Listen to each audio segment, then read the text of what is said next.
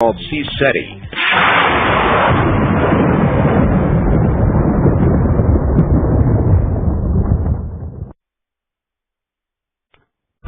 Streamlink, the audio subscription service of Coast to Coast AM, has a new name, Coast Insider. You'll still get all the same great features for the same low price. The package includes podcasting, which automatically downloads shows for you, and the iPhone app. You'll also get our amazing download library of 3 full years of shows. That's over 1,000 shows for you to collect and enjoy. If you're a fan of Coast, you won't want to be without Coast Insider. Visit coasttocoastam.com to sign up. Now we take you back to the night of February 21st, 1997, on Art Bell, Somewhere in Time.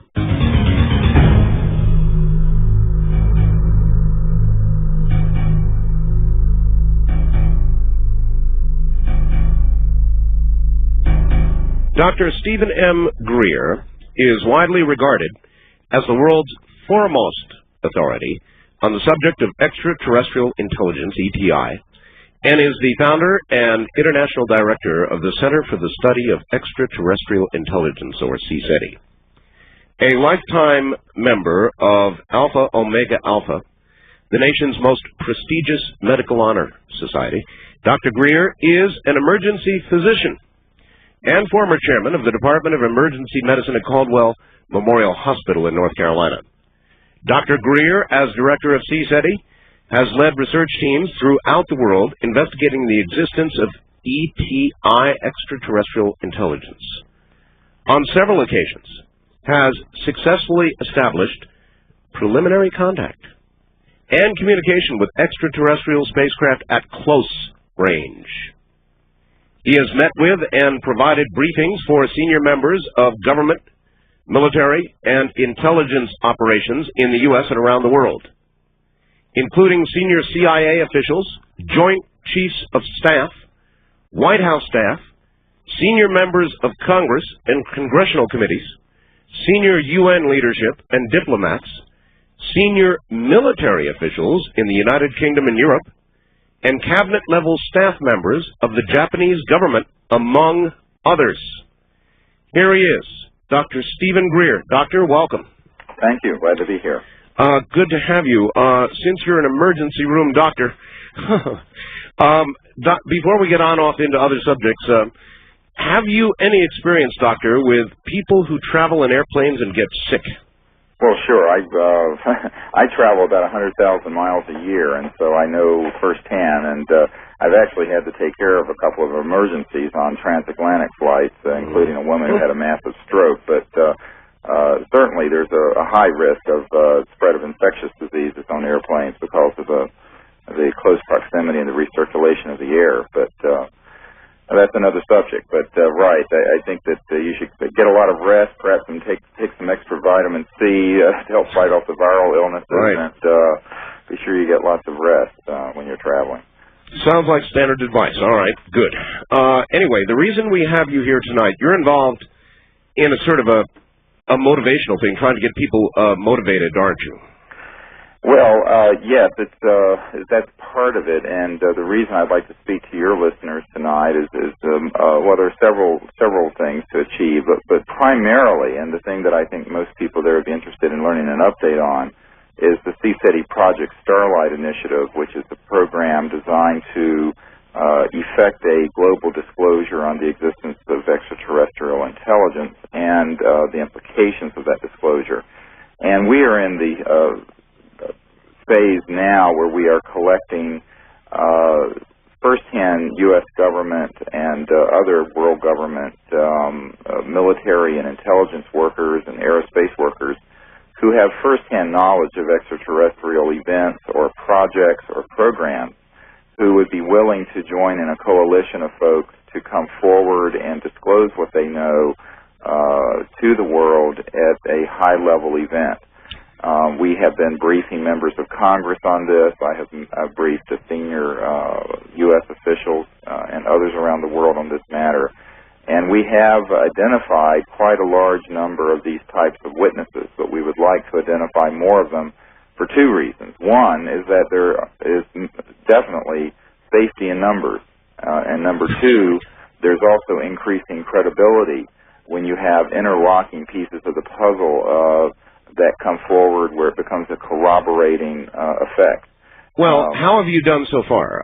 If you had to go today, what would you be going with? And I don't need names. I'm just curious. Numbers. Numbers. Well, if and we're going to have a meeting in Washington soon to ask members of Congress to do exactly this, and that is to hold open hearings on the subject.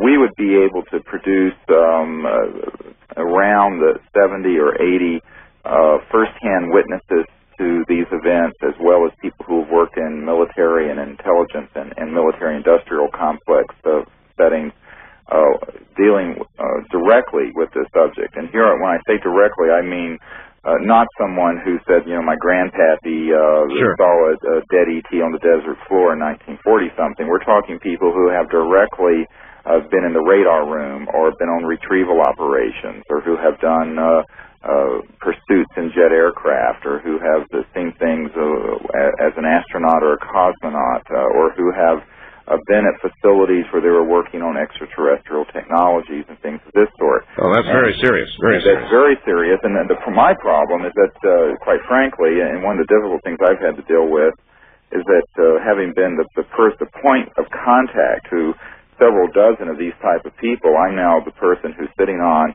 an extraordinary amount of information, and I hate to say it, secrets, which I think should not be held secret. And so what we want to do is to move this forward at the highest possible level in a setting that has the gravitas and the credibility so that a definitive disclosure on this subject could be effected in the very near future. Now, we feel that for this to happen in the best way possible, it would occur through open hearings in the Congress, and emphasize the word open. It's not going to do any good to have a covert hearing process or a secret hearing process, so that this can just be vetted by members of Congress. It would be educational for them, but the rest of the world would remain uninformed. What we feel needs to happen is perhaps a period of behind-the-doors vetting of the subject, followed by an open disclosure process and hearing process, either through the Congress or through the United Nations. And we are currently working on both of these fronts, both with UN officials and in the Congress. Of the two, which do you consider to be likely the more receptive? It's very difficult. I believe that if it were not for interference from covert projects that have a very long arm, we would probably be able to do this most readily through the United Nations. But I do know personally and without question, unambiguously, that there has been attempts to thwart, squash, and derail any such event through the United Nations. And quite frankly, this is the first time I've said this publicly. We're very concerned about that, and if not a little dismayed. Can you give us any details of that behind-the-scenes manipulation? Well, let's just put it this way. There have been discussions which have been promising in the direction of, at the very highest levels in the United Nations community, to have a disclosure conference at the United Nations. But unfortunately, there has been interference where some of these officials have been visited and shown materials where they are being instructed not to do anything on this subject. I find that deplorable but predictable. A couple of years ago, I don't think the UFO community knows this, and certainly the public doesn't, I was invited to give an address at the UN on this subject. And the topic that I chose was the foundations of interplanetary peace and how you might create interplanetary relations. And some very high-level UN people were coming to this. And it was interesting because a couple of days before the event, there were some notices put inside the offices at the UN, and they were all torn down within hours, and nobody knows what happened to them or who did this. But we know that has happened, and it's very disconcerting, but it's also very predictable, because anyone who has any insight into the subject realizes this is one of the great secrets of the century. Sure. And, if not the millennium. Without naming these people, do you have any sense of the kind of material they're being shown that would convince them that any public exposure is a bad idea? I don't think they're being shown that it's a bad idea from the point of view of the ramifications of a disclosure. I believe that they're simply being told, don't do it. Or else. And yes, well, with some implied negative ramifications if they were to. And so there's some discouragement going on that level. And this is very worrisome because we have been briefing senior Clinton administration and congressional people since December of 1993. And this may be a shock to some of your listeners, but this has been a very intense, long-term, behind-the-scenes project. What kind of reception, Doctor, have you been getting from the Clinton administration? Well, the people that I have met with and that people on my team have met with have been open to hearing about the subject. And to be honest with you, there's not a question of whether or not the subject is true. And this may be a shock to some people. Contrary to some public statements that have been made, there's no question that the matter is real. The question is, what do we do about it? And how do you get this thing resolved? And how do you resolve the complex issues surrounding covert management and extra secret, super secret management of something which, in the words of Barry Coldwater when I met with him, said it should have never been handled this way. But now that it has been, you have a conundrum insofar as you have programs and infrastructure which is in place, which arguably is sitting on extraordinary technologies and also extraordinary power. And how do you get that turned around and put back into a normal oversight process in our government with the proper checks and balances that you would expect in a republic and a democratic government? Well, to a degree, our government's power comes from the maintenance of secrets. Well, that may be true at this juncture, but I think that being the descendant of one of the founders of the United States, people who fought in the American Revolution and somewhat of a student of the Constitution, I differ with those who say that is it's something which has evolved, and I think Eisenhower warned us of this when he gave his speech where he said, beware the military-industrial complex. But I think that in a certain degree of secrecy you would always expect in an advanced society and even in ancient societies. But when you have a subject like this, which is of immense importance to the world, and which is being seen by people all over the world, and yet which continues to be shrouded in the most extraordinary layers of secrecy, so much so that, if I can share this little anecdotal story, imagine sitting across the conference table at a meeting which has been set up with a sitting and current member of the Senate Intelligence Committee, and briefing this individual on the subject, and the person blinks and looks at you and says, Doctor, I have no doubt that what you're saying is true, but in my many years of being on the Senate Intelligence Committee, I have never heard of this matter, and I have never been briefed about this matter. Now, there's a problem here, and the man, I felt there was no prevarication, in these statements. And I'll say something else which may be equally startling to people, is that, and I'll say this with some confidence, I'm quite sure that I'm the only UFO researcher in the world who has had a nearly 3-hour meeting with a sitting and empowered Director of Central Intelligence. And I have. On this subject? On this subject, specifically for this subject. And I know that this is an extraordinary statement. I have the bona fides to back this up, and someday it should all come out in a very interesting book and movie. But without going any further into who and which one and at what time, let me just say that the subject is taken very seriously. The problem is that how do you put people back in the loop on this, and how do you get a disclosure on this done so that it, on the one hand, is credible and scientific, on the other hand, does not cause a constitutional crisis and does not cause undue alarm in the populace?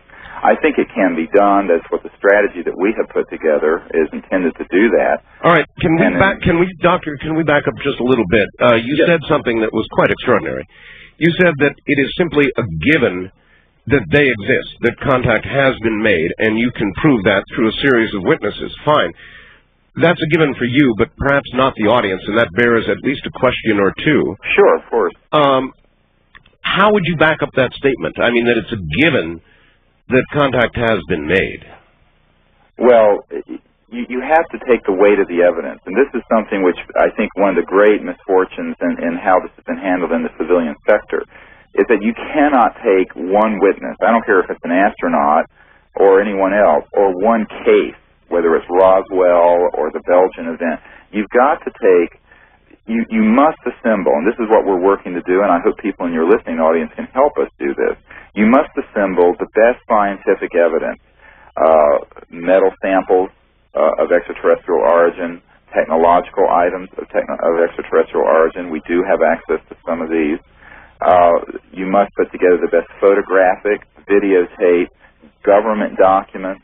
You must put together the best cases that have ever occurred, radar cases, pilot cases, and then you must identify those, call them whistleblowers, if you will, or witnesses who have been in military or private contractor situations where they have had direct involvement with the subject.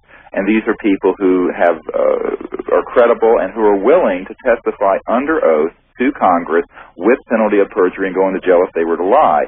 Stand up and say, I will testify about this subject. Are these people who are under penalty of going to jail if they tell the truth as well? In other words, a lot of them no doubt signed security statements.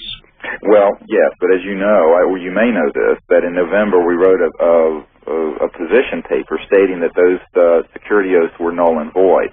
And we are taking the specific legal position that these people now should come forward and join together in a coalition to speak what they know about this subject in a public setting, choosing it very carefully, of course, because the nature of these programs are such that they are outside of the legal bounds of the Constitution.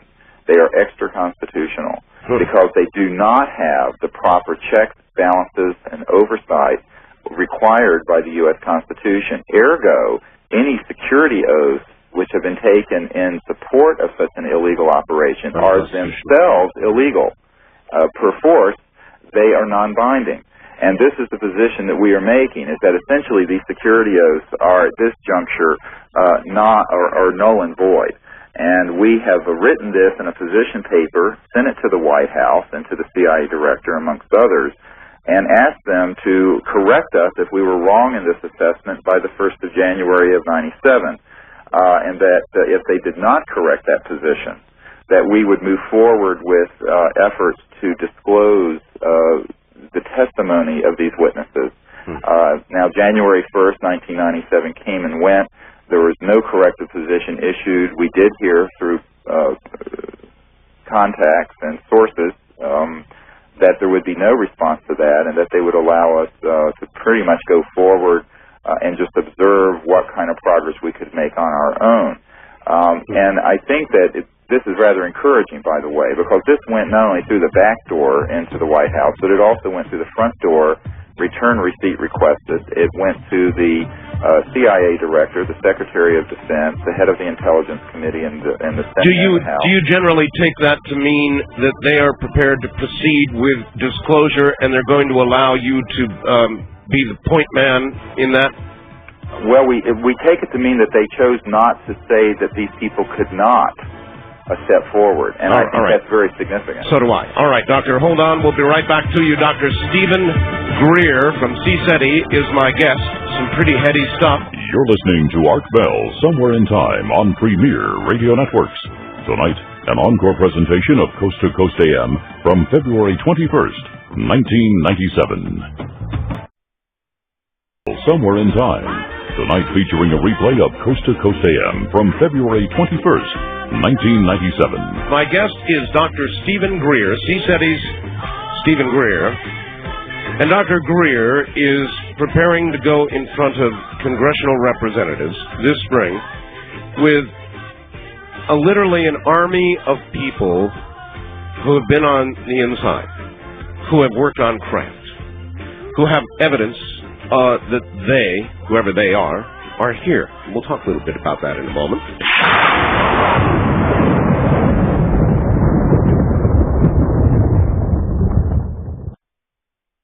take you back to the night of February 21st, 1997, on Art Bell's Somewhere in Time.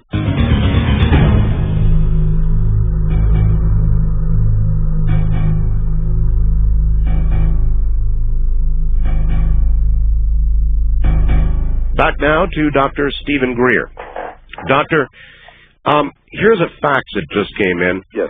Art, I'm very encouraged to hear what your guest is describing, but I have two questions. One, our elected officials are idiots. They're politicians. All they care about is getting reelected. Why does Dr. Greer believe that any of them would risk looking silly by talking about the UFO subject? I have a very hard time believing they would actually hold hearings. Well, of course, historically they have in the past, both in 1966 and 1968. Now, you know, your listener may be quite correct. There may be no one willing to do this. And let me say what we have in store in case that happens. All right. If the Congress and the White House do not do something constructive on this subject, we will do everything we can to see that either through the UN or some other suitable international event, the same information, witnesses, and data are presented to the public and to the public media. Now, there are ramifications to that. Obviously, if it goes outside of the chain of command and outside of the channels of the U.S. government, there could be concerns about the effect it would have on our government. But I think, you know, you have to understand, we've been working on this for over 3 years, 3.5 years. And we have concluded that if in 1997 there's not positive forward momentum in the Congress and in the administration to do something definitive on this subject, then we will need to take it to the public through some other venue. But we feel that for the sake of doing this well and doing it in the safest and highest way possible, that we need to give our elected officials a chance to respond and a chance to regain control of the subject and to be involved in a disclosure of this magnitude. Now, if they choose not to, then that's their choice. We can't control that. And I think you have to be somewhat detached from that and say, well, it's up to them. We're going to do the best we can and make the most convincing case we can. And beyond that, there's really not much we can do. We can't force them to do this.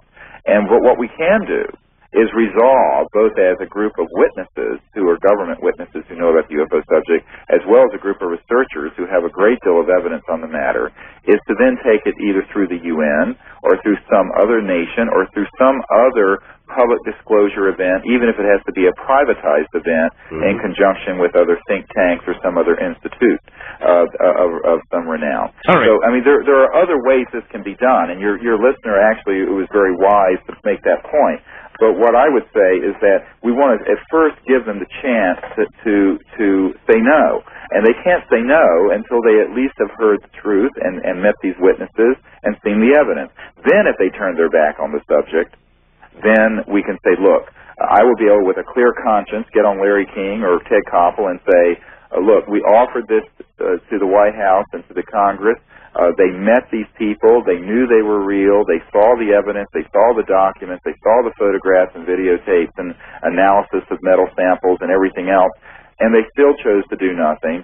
And now we're taking it to another venue. But see, what I don't want to be accused of is trying to grandstand the U.S. government. Sure. I would rather see this done through the appropriate channels in the highest and best and safest way possible. But, you know, again, I think your listener is very is sort of prescient in the sense that one of the points I was going to make next is that we need to resolve to get this information out by whatever means we can, and that we need to triage this like I do in the emergency department. Okay, here's the Congress and White House. If they won't act, the UN offer there. If they won't act, offer it to some other nation or some other prestigious institute or think tank. If that can't happen, privatize it totally. Now, you know, but it's something that you have to give people a chance to respond by educating them, and that's what we're trying to do this spring. We're trying to set up a situation where these members of Congress who have not been informed on this subject can be given extraordinary evidence, but also meet these extraordinary witnesses. And then if they choose to turn their back on the subject, that's their choice. But at least you've moved to the inside first. All right. At least we've tried to do it the correct way. All right. First-time caller line, you're on the air with Dr. Stephen Greer. Where are you, please? This is Bruce calling Bruce, I can barely hear you. You're going to have to yell into your phone. I'll get back into the phone. Is that a little better? Yes, it is. Well, I'm calling from KPNW country up in Oregon. Yes, sir. Question for Dr. Greer. It would seem to me that it's unclear as to your purpose and objective of going forward with specifically the Congress. It would seem that if there indeed had been some covert plan of government to keep this contact with extraterrestrials secret, that could have occurred with other nations of the world. It appears to be rather a parochial view to think only the U.S. government has done that. Now, you alluded briefly to the fact that you would be going to the UN if you were not able to get any productive results before Congress. Do you have any indication that other governments may indeed have had some contact with extraterrestrials and kept that? We know they have. Yeah, it's a good question. Good point. It is not a U.S. phenomenon. It is a global phenomenon. However, the U.S., number one, is the last remaining superpower. Number two, has been in the catbird seat on this subject for a very long time. Number three, I need to clarify, I don't believe the U.S. or any other government in the sense of the normal chain of command and elected officials have been particularly involved in this. I mean, this is the point I make to UFO researchers, and they say, oh my God, the Air Force is hiding stuff from them. I got news for them. 99% of the people associated with the Air Force don't know anything about this subject in terms of any of these projects, and will never know anything about them. It's like a guy I talked to with a big electronics corporation that does a lot of top secret work. He pointed out to me that the tank that one would go in to learn about this ain't on Capitol Hill, and it's not even in Washington. And so you have to be very careful about these sort of sweeping generalizations about the, quote, government. Now, I have met with officials in the United Kingdom and in other governments, and I know that yes, there have been super secret projects in other countries, but they've had the same kind of dysfunction in terms of lack of oversight and lack of knowledge.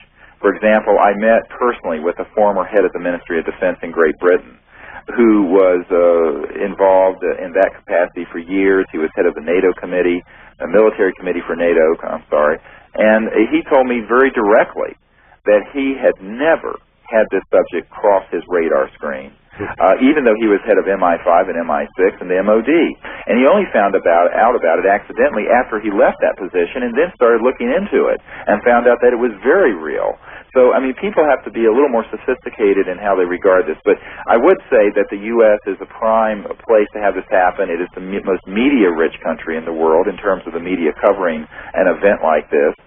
It certainly is the last remaining superpower, and many, many of the witnesses we have, not all of them, are from the United States, and it would be safest and best for them to be able to provide this testimony through Congress. So that's our rationale at going through Congress. But certainly as backup positions, as I said earlier, or as I should say not backup, but as the parallel tracks, we have been investigating the cooperation of other nations as well as the United Nations on this issue. All right. If all else failed, Congress, the UN, I take it then the change of venue you would seek would be directly to the media.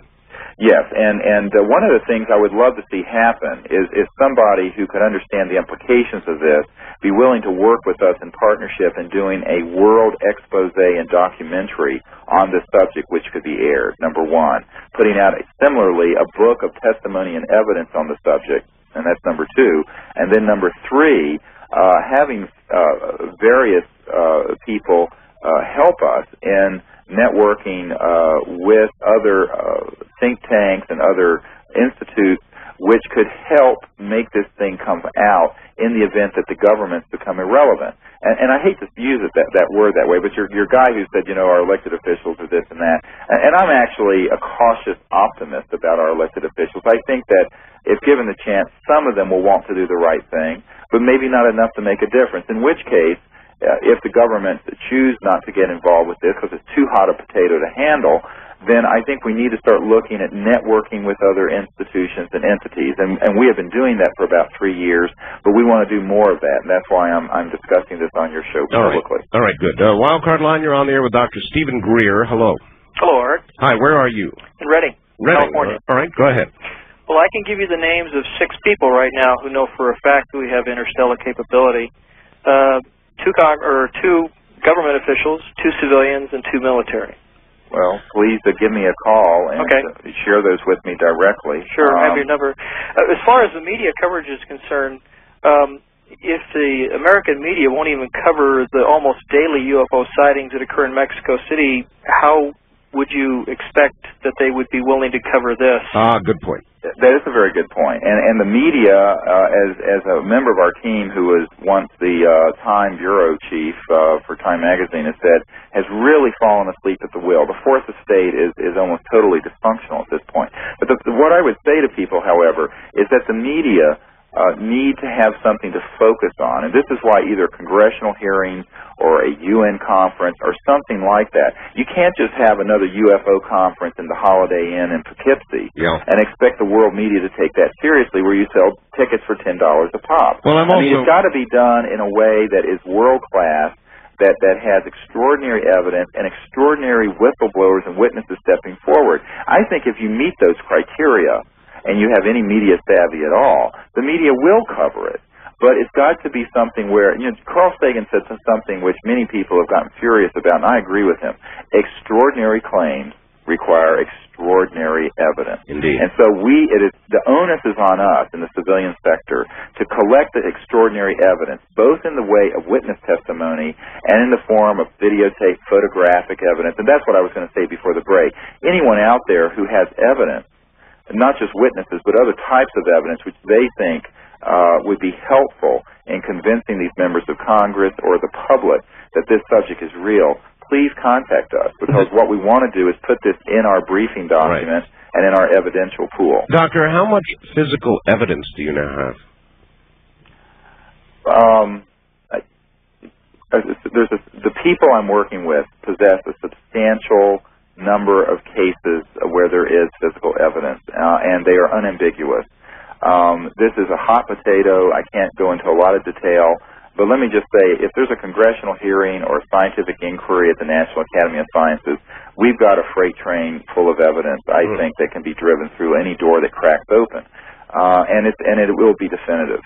But the problem is that, again, where do you present that? You present that at the next UFO conference? I don't think so. I don't either. Cover it. You end up, first of all, and that's the other problem with this subject. You've got to think strategically.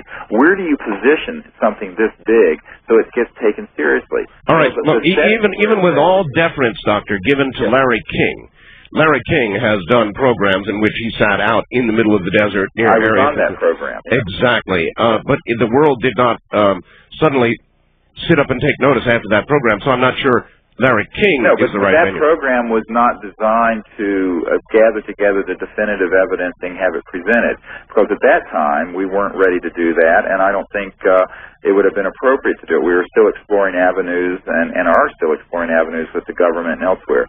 But I think that the time for that is coming very quickly. I would like to see this completed during 1997 or 98 at the latest. And I think it can be. Again, it's a matter of people pulling together and doing this. There's another way of approaching this, and this is another point I'd like to make quickly, is that you can also take this to the people by saying, and the other part of what CSETI is doing is training people to go out to the desert or out to the volcanic zone in Mexico and use technologies to attempt to interact with these spacecraft directly. And on a number of occasions, we've had near landing situations where these things have been 10 feet above the ground or hovering 300 or 400 feet above us. And I think that this is something people can begin to do, because these objects are being seen all over the world all the time.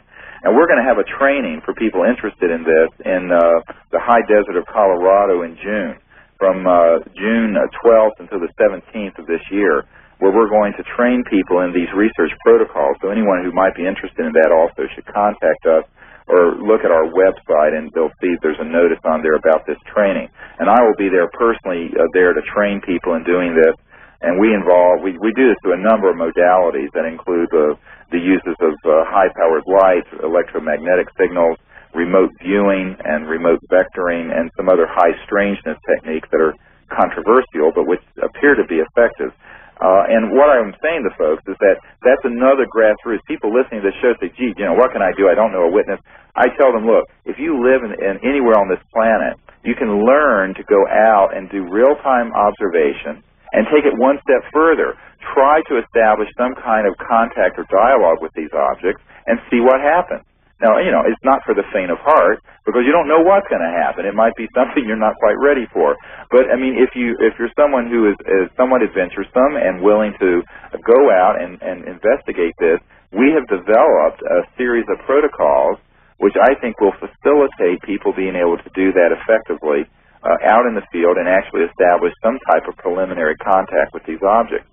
And if this is done by enough people all over the world, I think the day will come when a definitive and unambiguous event will take place that will be filmed and will be witnessed by a dozen or several dozen people, and it simply won't be able to keep the genie in the bottle any longer. All right. East of the Rockies, you're on the air with Dr. Stephen Greer. Hi. Hi, this is Jack in Charleston, South Carolina. Hello, Jack. Hi, I have a comment and a couple quick questions. First, during the first hour, Dr. Greer's comments kind of seemed to me to have the intensity of John Lowengarde when he was speaking about people's right to know on Dark Skies. Yes. And my question, have you had any contact with Representative Stephen Schiff from New Mexico? Good question. And is there any truth to the stories about Majestic 12? And also, are you going to involve Art's parts? All right.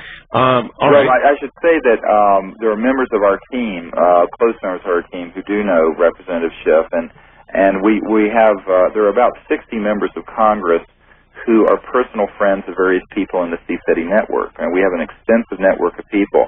And those we've been doing these backdoor briefings and meetings with quite a few of these. I mean, I have personally met with senators and congressmen from Democratic and Republican aisles in the last year. And I do believe, of course, Representative Schiff is one of the people we'll be inviting to this briefing in Washington.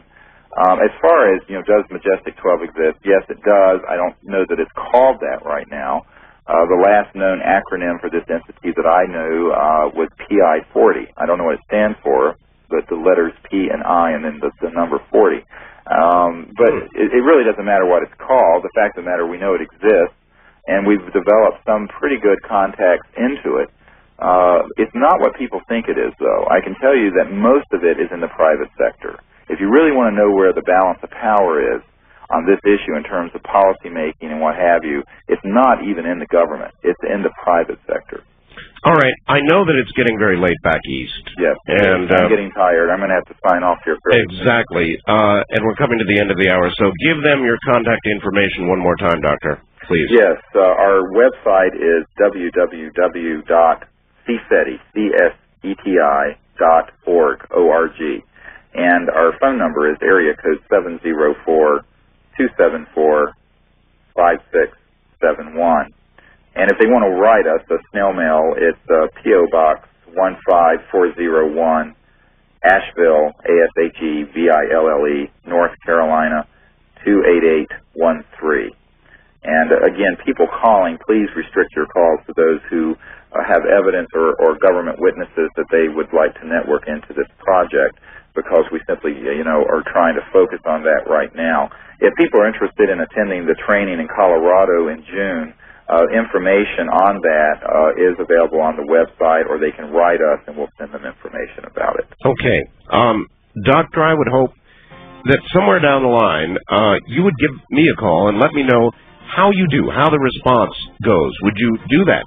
Well, maybe we can get back together after this meeting this spring, and we'll talk about where we are then. Sounds good to me. All right. Dr. Greer, thank you. Thank you. Dr. Stephen Greer from CSETI. And there you have it. A lot set up to occur this spring, isn't there? All right, everybody, when we come back, and we will, open lines. Anything can and will happen. Stay right where you are. You're listening to Art Bell, Somewhere in Time. Tonight featuring a replay of Coast to Coast AM from February 21st, 1997.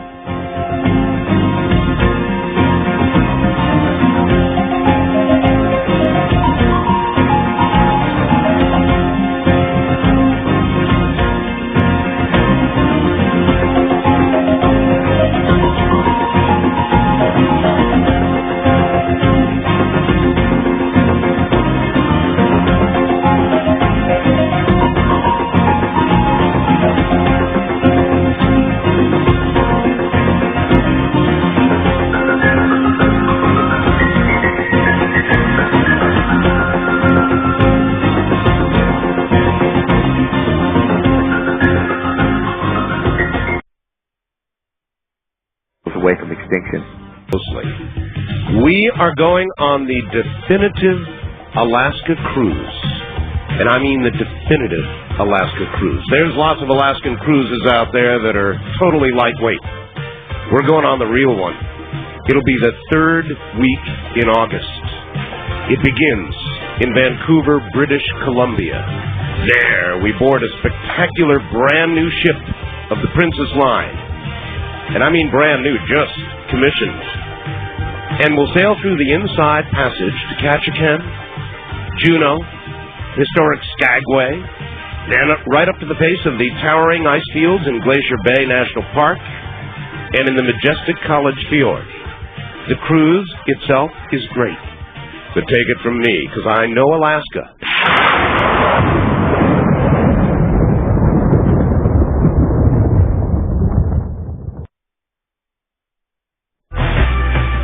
Streamlink, the audio subscription service of Coast to Coast AM, has a new name, Coast Insider. You'll still get all the same great features for the same low price, just 15 cents a day when you sign up for 1 year. The package includes podcasting, which offers the convenience of having shows downloaded automatically to your computer or MP3 player, and the iPhone app with live and on-demand programs. You'll also get our amazing download library of 3 full years of shows. Just think, as a new subscriber, over 1,000 shows will be available for you to collect, enjoy, and listen to at your leisure. Plus, you'll get streamed and on-demand broadcasts of Art Bell's Somewhere in Time shows and 2 weekly classics. And as a member, you'll have access to our monthly live chat sessions with George Norrie and special guests. If you're a fan of Coast, you won't want to be without Coast Insider. Visit coasttocoastam.com to sign up today.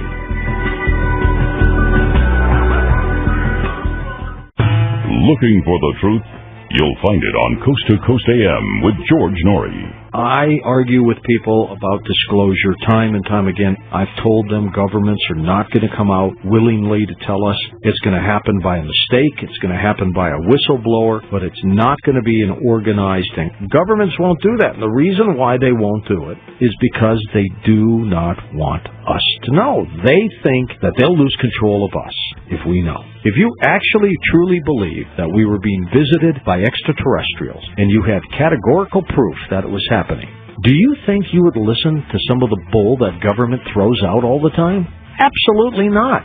You'd look toward the heavens, you'd say there's got to be a better way, and you would start doing your own thing. And you would forget all about government control and everything else. So the bottom line is, government will never, ever disclose the true facts of UFOs.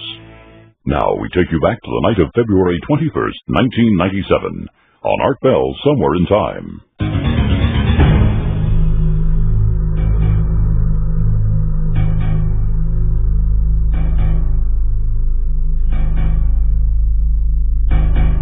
All right, open lines coming up. I've got quite a bit of information that I'm going to sprinkle around.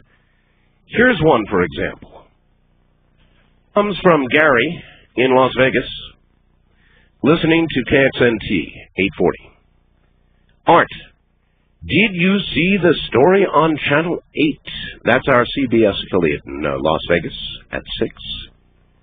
George Knapp did a story about the strange humming noise in Pahrump. People in Pahrump can't find the source of the hum. Could it be from your radio station? No, it's not on the air yet. Or could it be something going on in Dreamland? Anyway, in case you haven't seen it, I thought you'd like to know. Well, no, I didn't see it. Yes, I certainly do know about the Pahrump hum. As I've said on this program before, I've got a very good friend who lives across town, works at the test site,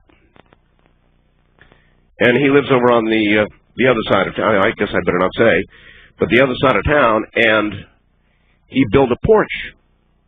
And in doing so, he sunk some 2x4s, or bigger, into the ground, and when he did, he got so much hum that he couldn't sleep at night. This is no joke. He ended up removing that porch because he could not sleep at night. So there you've got it. A little bit of an update on a sort of a weird thing going on out here where I am. Now, I got a fax tonight that you've got to hear. This is incredible. Maybe somebody out there can help out with this. All right. I'm writing to you to see if I can get some help from you or your vast listening audience. I live in rural eastern Washington near the Manassas Ridge. That's Manastash, Manassas Ridge. On our property, there is a hole. Like the previous owners and the owners before them, we have been throwing our trash into the hole. Apparently, the hole has been there as long as anybody can remember. At first, I thought it was an ancient well. Anyway, the hole is 9 feet, 9 inches in diameter. There is a stone retaining wall around it, and we've put a steel door on top to keep anybody from falling into it. As I said earlier, people have been throwing their trash into the well, that's in quotes, for decades. Furniture, household trash, dead cows, building debris, you name it. The thing is that I noticed that the hole never filled up. So I got curious, actually obsessed. I began trying to measure the depth of the hole.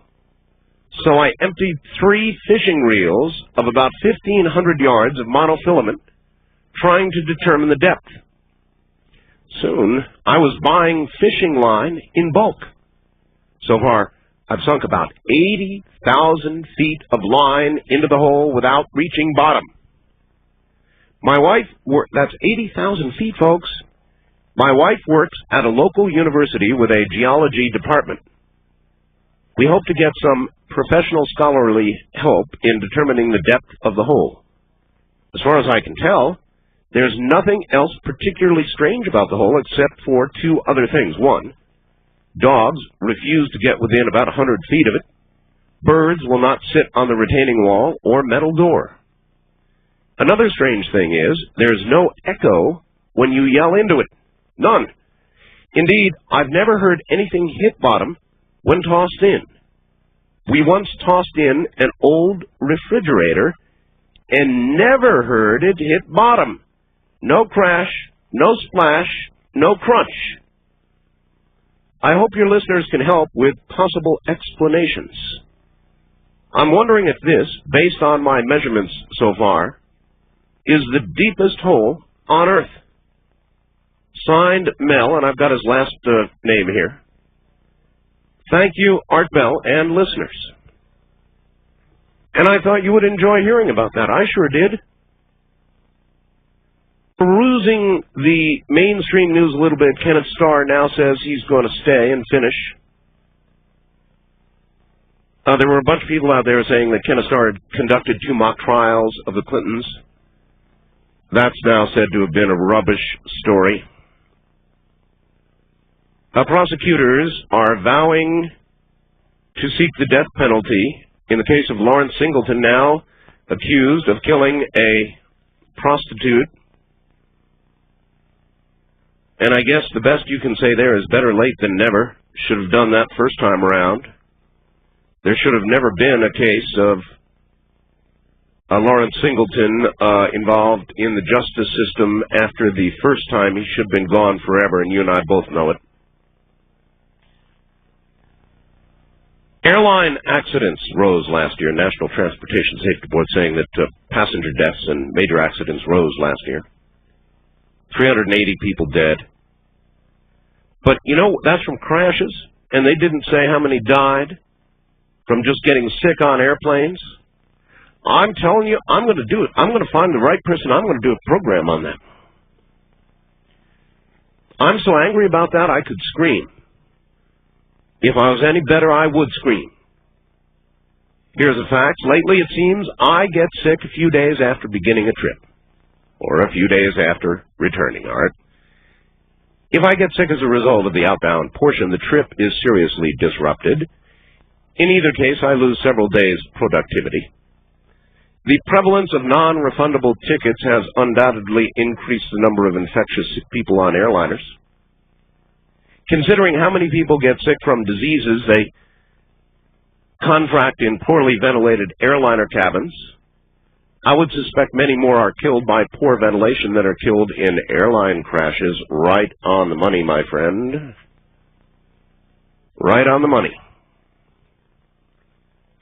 You see, in the days when they used to allow smoking on aircraft, remember those days long ago? They had to bring in a lot of outside air in order to take care of the smoke problem. Now, once they stopped the smoking, they began more recirculating, and the germs go round and round. And that's how I got sick. Question about it. You could count back the day I began to get sick from, it was just the right germination period from when I'd been on the airliner coming back from Mexico. Our friends in Chicago are underwater nearly. The weather across the U.S. is utterly, absolutely bizarre. Buffalo, New York, yesterday, 70 degrees. Chicago with a couple of inches of rain, boom, like that. The South with ugly, violent weather. It's changing. Former heavyweight boxing champ Riddick Bowe, in and out of the U.S. Marine Corps. Measured in days, hours, really. And I think the Marine Corps is not necessarily for millionaires who are used to being pampered and having whatever they want. I'm sure he got down to Paris Island and found out you don't get whatever you want when you're in basic training in the Marine Corps, and so he didn't last very long. That was generally predictable, wasn't it? Well, I've got a lot more because it has been adding up. There has been another response from the person who calls himself priest. We're going to get that up on the webpage. Be you informed as it comes along. So, open lines, Friday night, Saturday morning. Anything you cats want to talk about is fair game. I'm trying to be fair now to Major Ed Dames. I have got a definitive result on the Philip Taylor Kramer case, and I'm really trying to get hold of Kathy Kramer. So, Kathy, if you're out there, call me. Somehow I lost Kathy's number, and I've got to talk to Kathy before I make public what Ed Dames has reported. At any rate, he will be going on the air with us March 6th, and we'll get it resolved between now and then, hopefully long before. All right, to the lines, west of the Rockies, you're on the air. Hi. Hi, Mr. Bell. How are you? Well, sick. Oh, this is not Mr. Bell? Yes, it is. Oh, okay. I want to ask you something. All right. Your previous guest. I'm a first-time caller. Yes, sure. I don't know if you've ever heard this story that has been on all the news last month, and they did a sighting show on it about these children that had, I think it was England, that they had seen this UFO. There was over 28 little kids, elementary, and they went out and interviewed them. I saw it. I've seen it twice on TV. Yeah, I heard something about that. And the thing I want to comment and ask you, Mr. Bell, is every one of these children was taken in separately and they told the same story, that the alien beings, they described them, they all saw them. The alien beings told every child that unless we stopped what we were doing on this planet, we were going to destroy it, and they wanted the message to be given to the children. I don't know who the alien beings expected the children to do anything about it, but many, many researchers and scientists and government people went down and interviewed these kids, and then that's the last you've heard of it. Right. But it was on every show. And the other thing you said with your guest that came across, if people will just put their common thinking helmets on and wonder, it was over how many years ago when they landed on the moon, Mr. Bell, our astronauts? Long time ago. Oh, give me an approximate time. 30 years. That's what I was going to guess. Okay, and common sense just has made me wonder, like many people, it just totally stopped. They have regressed rather than progressed. Well, I've always wondered about that myself. Thank you. It just stopped. And that is something to wonder about. And there are a lot of arguments that can be made that suggest that, well, yes, we went several times, and we didn't find anything more than rocks. Now, that is certainly one scenario worthy of serious consideration. Well, we didn't find anything, so naturally we stopped. We could no longer justify the use of that kind of money without getting significant return of some sort for going to the moon or onto Mars or whatever. Or you can imagine, you can imagine there were other reasons that we stopped. I think you can give equal weight to both scenarios. Stephen Greer, Dr. Greer, a very, very articulate guest on this subject, and I think there's going to be some... This is going to be a very interesting spring, this coming spring, isn't it? West of the Rockies, you're on the air. Hi. Hi, Art, this is Martin in Oceanside, and I was wondering if you've ever talked with Dr. Jack Kasher, who reviewed the STS-48 footage. Well, I've talked to a lot of people about STS-48, but not that doctor. What does he say? They've had him on Sightings and a couple other programs, and apparently, from what I can get from the report, it was NASA itself who got him. He was a physics professor at Nevada University, I believe, or University of Nevada, and he tried to prove it to be ice crystals, but there was no way he could do it. Mm-hmm. And some NASA officials at press conference even said that we are confident that he would prove it to be ice crystals, but he's talked quite a bit about it. And I've got a report for you that you might find interesting. What is it? The following. Hey, Art, I don't know if you've already heard it, but one of the shuttle astronauts said they got a great view of Hale-Bopp this morning. This was prior to landing. And it looked like it had two tails. If you check out this page and then listen to the audio, you'll probably hear it for yourself. I caught a NASA news brief at 9:30 yesterday morning. Maybe they'll have it on every half hour. So apparently, without the atmosphere to look through, the astronauts got a good look at the comet, and it looked like it had two tails, and that was apparently radio traffic that passed between the shuttle and ground. Interesting, eh? What time can we see it now on the, let's see, I'm at the West Coast, so if I took binoculars out... About an hour prior to sunrise in the eastern sky. Okay, good. And I guess she's about 20 degrees above the horizon now, almost far enough for me to see. I've got a mountain range to the east, and I'm waiting for it to either get high enough or shift to the western horizon. So I've been desperately trying to see Hale-Bopp without any luck yet. I know a lot of you have seen it, though. And I'm glad you're alive. Oh, me too. Thank you. Yeah, a lot of rumors going around that I was dead. Still getting calls from affiliates saying, "Is Art alive? We've heard he's dead. You should see the messages going around on the internet." Sorry to disappoint those who would be preparing to have a party. No, I'm not dead. Wildcard line, you're on the air. Hello. Hi, Art. I was calling about that hole that you mentioned. Yeah, isn't that... I beg pardon? The hole you talked about? Yes. What city was that from? Well, let me see here. I live, he says, in rural eastern Washington near the Manastash Ridge. M-A-N-A-S-T-A-S-H. And about how deep is it? Well, so far he's got 80,000 feet of monofilament hanging down without having hit bottom. Right. I don't know if you recall me during your predictions, but I did an off-the-cuff prediction that said, off the record, I mean, because I gave you one, and then I said there's going to be a hole discovered. You did? I did. I have it on tape. That's why I wanted you to repeat all this information. You have it on tape? I sure do. You have the tape there with you? Yes, I do. All right. I'll tell you what. I've got a break coming up. Okay. Cue up your tape. Okay. I'm putting you on hold. Thank you. All right? Sure.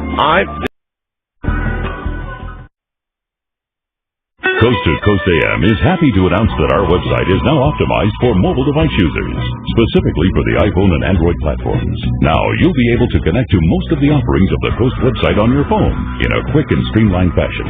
And if you're a Coast insider, you'll have our great subscriber features right on your phone, including the ability to listen to live programs and stream previous shows. No special app is necessary to enjoy our new mobile site. Simply visit coasttocoastam.com on your iPhone or Android browser. You're listening to Art Bell, Somewhere in Time on Premier Radio Networks. Tonight, an encore presentation of Coast to Coast AM from February 21st, 1997.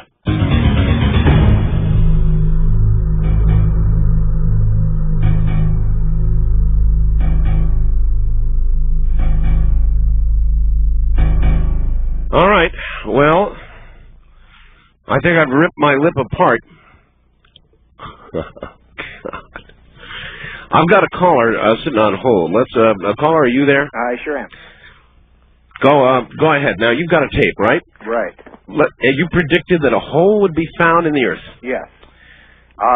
The year prior, so what you're going to hear on tape is dovetailing from my first prediction from the year before. Yeah, that's fine. Then I made another prediction, but that's not on here. Then I said, off the record, I wanted to give you that other one about the hole. All right. Okay, here we go. From last year was a swarm of air trouble. Yeah. Oh. Ding, ding, ding, ding. You're absolutely right, sir. You certainly hit that one on the head. Well, it was a toss-up, so that one I think you could record, but my other thing was I also see like a hole in the earth somewhere, like an undiscovered cave or something like that. Really? Just off the record. A portal, possibly, to the world below. But hey, wow. By the way, did you hear about the Indonesia? There you go. Wow. Ding, ding, ding, ding, ding. Oh, I recorded that one. Good, very good, sir. Thank you. I really appreciate that. Well, all right, there it is. And we don't record that officially, I have got to interview this guy. What do you think about this? I mean, this does sound pretty weird, huh? Well, sure. I think I ripped part of my lip off. Oh, man. All right, sir, thank you very much. Good talking to you. Right, take care. I did. In my panic, I ripped part of my lip off. That's really pathetic. Dear Art, concerning the facts you received regarding the bottomless hole, if this is a true story, then Mel is an idiot. That's not fair. I can't imagine thinking it was appropriate to throw things like a refrigerator down holes that they thought led to their groundwater supply. If the hole really is 80,000 feet deep, then I would imagine there is a university nearby that would love to study it. True? Troy and Sacramento. Piece of my lip is gone. I've got this all over my hands now. This really, really sucks. This is the worst super glue incident that I've ever had, and I've had many in my lifetime. See, I was in a hurry because we're in the break.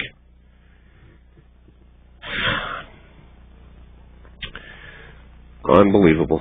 Now I'll get to sit here and pick this off for the rest of the program. West of the Rockies, you're on the air. Hello. Hello, Art. Let me kill the radio here real quick. Thank you. And I'm sorry about your lip incident there. Well, you know what happened? It flowed all over my fingers, and I thought that was, it almost dries instantly, but it wasn't dry, and so I put it up to start to pick it off, the way you do? Uh-huh. And instead, it flowed right over my lip. And then I closed my lip, and the rest you can imagine. Neat trick for a talk show host. Yeah, really. This is Smoker Dave in Mesa. Yeah. And hello to everybody at work. I'm kind of amazed that you can't see hail pop above the mountain range yet. But I've got a 5,500-foot mountain between Pahrump and Las Vegas, directly east of me. Because I've been even able to point it out to my boss at work from where I work at 4:30, 5 o'clock in the morning. We can see it, even in city lights here. Well, I envy you. And I'm going out in about a couple hours here with my 4.5-inch Meade telescope. Have you been getting better with that? Well, not yet. Have you found Polaris with it yet? I found the moon. Give me a break. That's all I found is the moon. So the first time I took it out, I got Polaris, and then I got Mars, and tonight will be the second time I'm taking it out. And I'm going to go out and try to get hail bop on it here in a couple hours. Well, if it doesn't get high enough, as I say, I've got this big mountain range, and what do you estimate hail bop to be above the horizon now, about 20 degrees at best? Yeah, it's about 20 degrees, and actually you can still see it. I mean, here with the city lights, we can only see the very brightest stars, and you just look for a bright star that looks fuzzy. All right. Yes, I've got you. Thank you very much. And then I would assume once you get a telescope on it, that you can see a very definitive tail. I'm jealous. As I say, I've got this large mountain range that rises directly to the east of me, and eventually, of course, it's going to move to the west, and then I'll have it made. But I'm jealous. Jealous. East of the Rockies, you're on the air. Hello. Yes, this is Mike from Dubuque. Hello, Mike. Last time I called you was a week ago today when you were talking to JT. Mm-hmm. That was fun, wasn't it? Very different, yes. Typical of what we do on this show, different. I wanted to ask you if you could do me a favor. What do you have in mind? I caught part of a show quite a while ago that you did on Bigfoot, and you had a Bigfoot yell. Oh, yeah, I've got it. Can you play that for me? Well, it's pretty scary stuff. Yes. Why? Well, I have a friend that goes to school in the University of Wisconsin in Madison. Yeah. And he is, I'm not exactly sure what he does, but his specialty, he's doing his master's thesis in animal, I guess you call it languages. Yeah. Trying to figure out exactly how much animals have the ability to communicate. All right. Here is the first one. This is only so-so. It's good, but not great.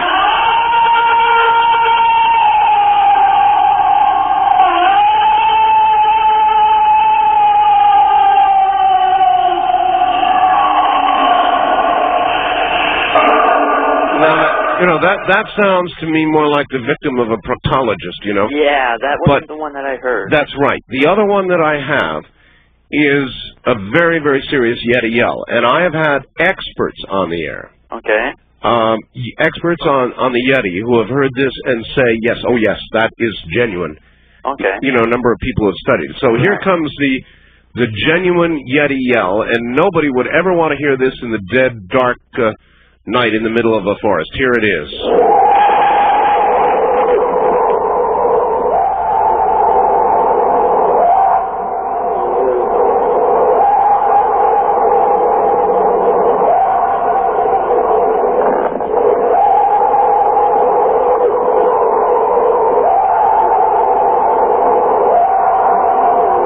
Well, there it is.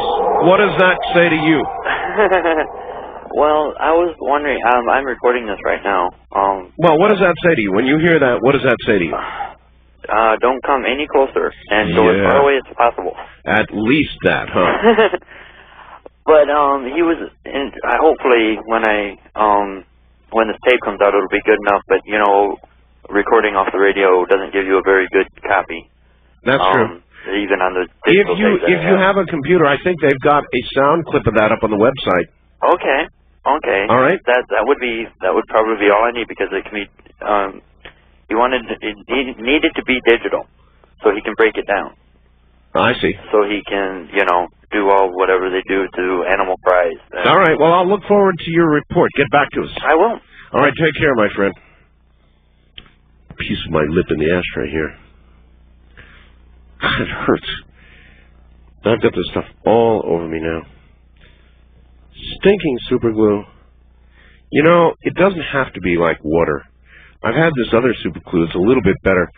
It's super glue gel or something, but it's still bad, and it still grows on you.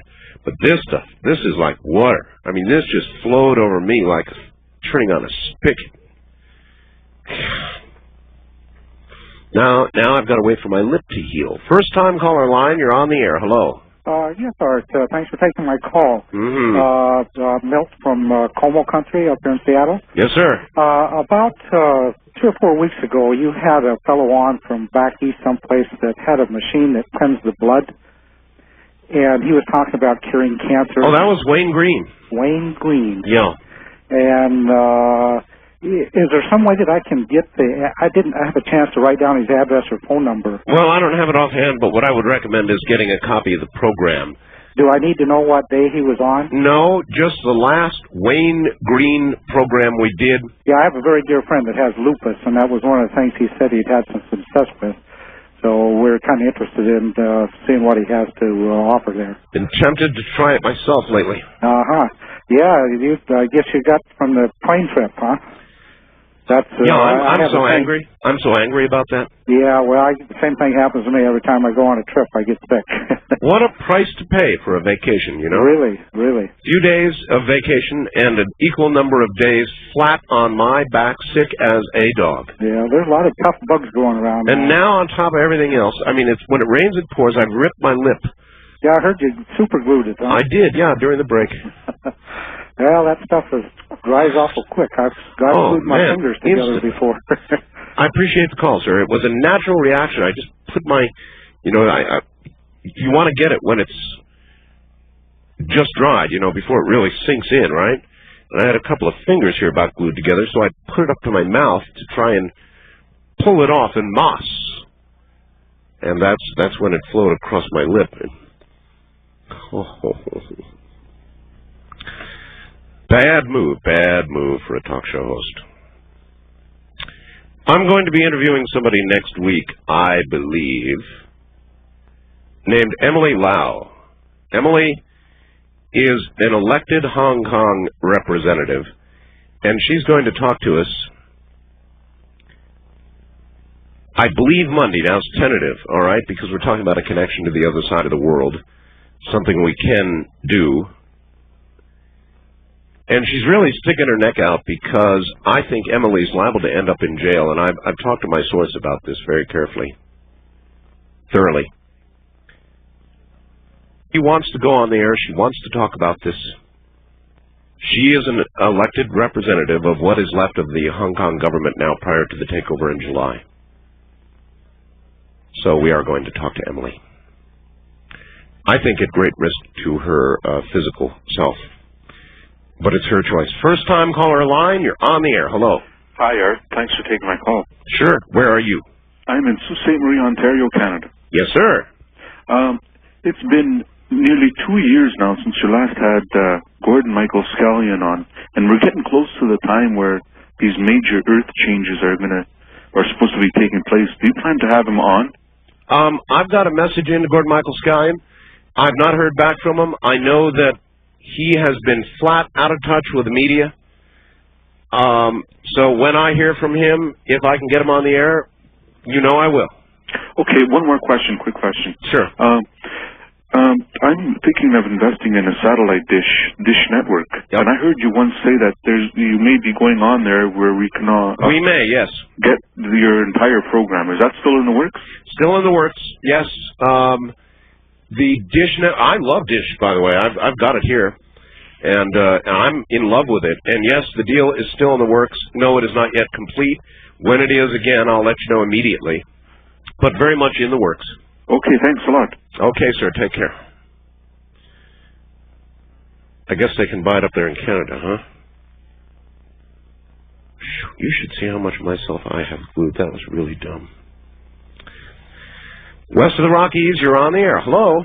Hi. Hi. I feel so bad about your poor lip. Oh, man. What a way to go, you know. I think I have a solution for you. Baby oil. Baby oil? Yeah. Yeah. If you put it on the super glue that's dried, it should help to take it off. Well, it's a little late for my lip. I'm sorry about in other words, there's actually a portion of my lip. Actually, I can see it here in my ashtray. That's really gross.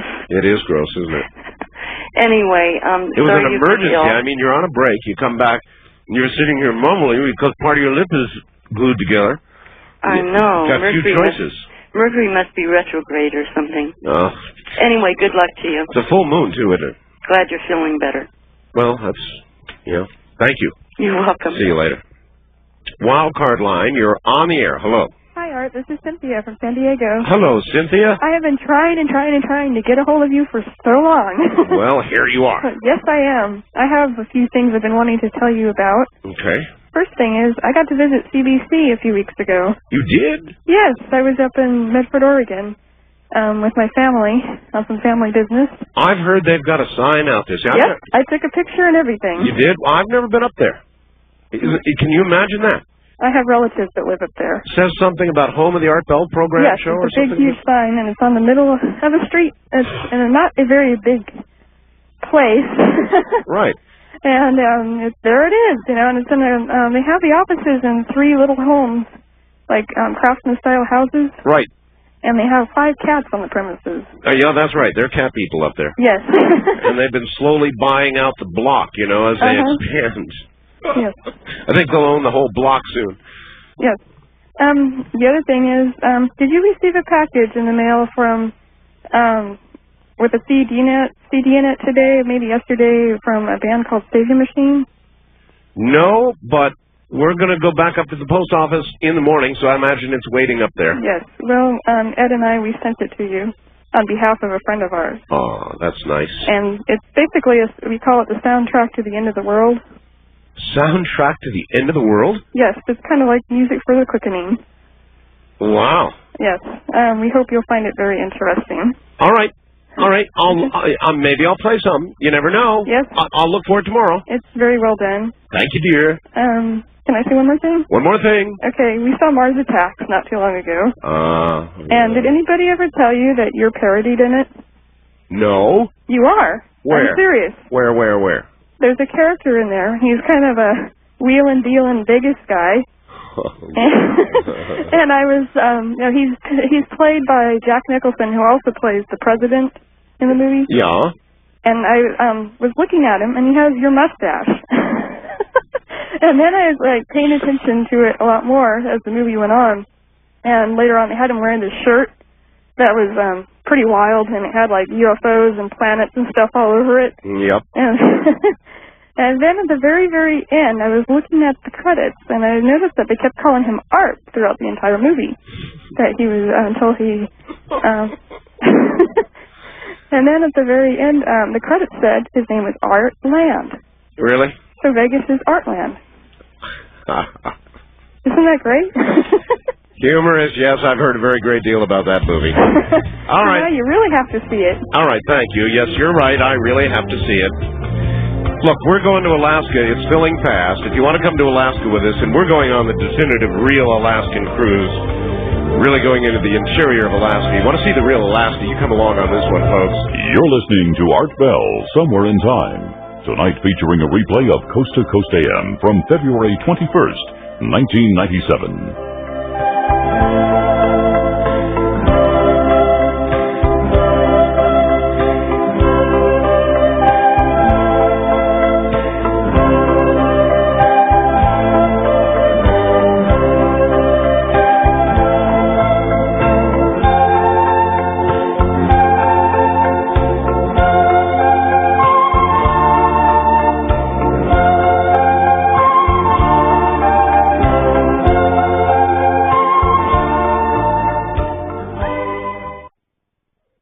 But if the guy has credentials and he did work for NSA and this and that, it warrants further study. Well, he did work for the government remote viewing program. He did. No, I understand, but I'm saying I as a citizen, I listen to you. I don't know if that's true or not, but I believe it to be true. You know what I'm saying? I don't doubt it. But so obviously, I mean, they're not going to send any sort of enforcement folks over there based on what you've said, right? No, but I was going to contact the people at Shea itself. But, well, look, why not just do as I said and go to Curtis, and he and his gang of green hats or whatever they are will go over there and. Well, I think he would have a more hostile view than the detective that answers the phone. But anyhow, it's nice to speak with you. I work midnights, and you really make my night go by. So I thank you much for taking the call, and I'm shocked that I'm speaking to you, really. It's a pleasure. Well, I'm glad you called. Thank you. Okay. New York City, WABC. I've got those jingles, you know. That was sort of a lifelong dream of mine, to get WABC's old jingle package. And I grew up with that. I grew up with that. Cousin Brucey, WABC, boy, I grew up with that. And no matter where I moved around the northeast part of the country, the WABC was always there, because they've got a signal.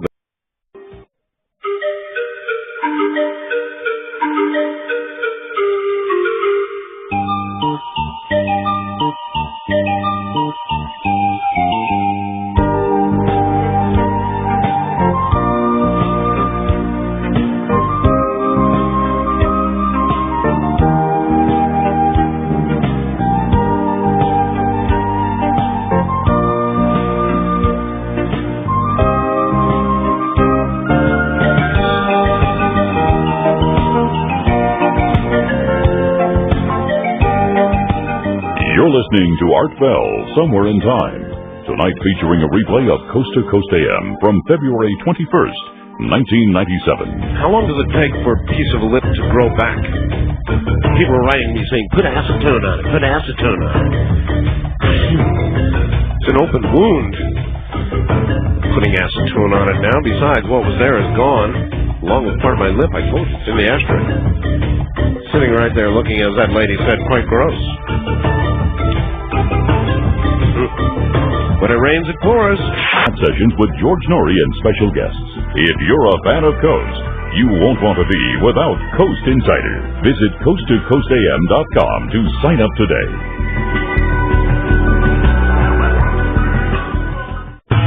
Looking for the truth? You'll find it on Coast to Coast AM with George Norrie. I argue with people about disclosure time and time again. I've told them governments are not going to come out willingly to tell us it's going to happen by a mistake, it's going to happen by a whistleblower, but it's not going to be an organized thing. Governments won't do that, and the reason why they won't do it is because they do not want us to know. They think that they'll lose control of us if we know. If you actually truly believe that we were being visited by extraterrestrials and you had categorical proof that it was happening, do you think you would listen to some of the bull that government throws out all the time? Absolutely not. You'd look toward the heavens, you'd say there's got to be a better way, and you would start doing your own thing. And you would forget all about government control and everything else. So the bottom line is, government will never, ever disclose the true facts of UFOs. Now we take you back to the night of February 21st, 1997, on Art Bell, Somewhere in Time.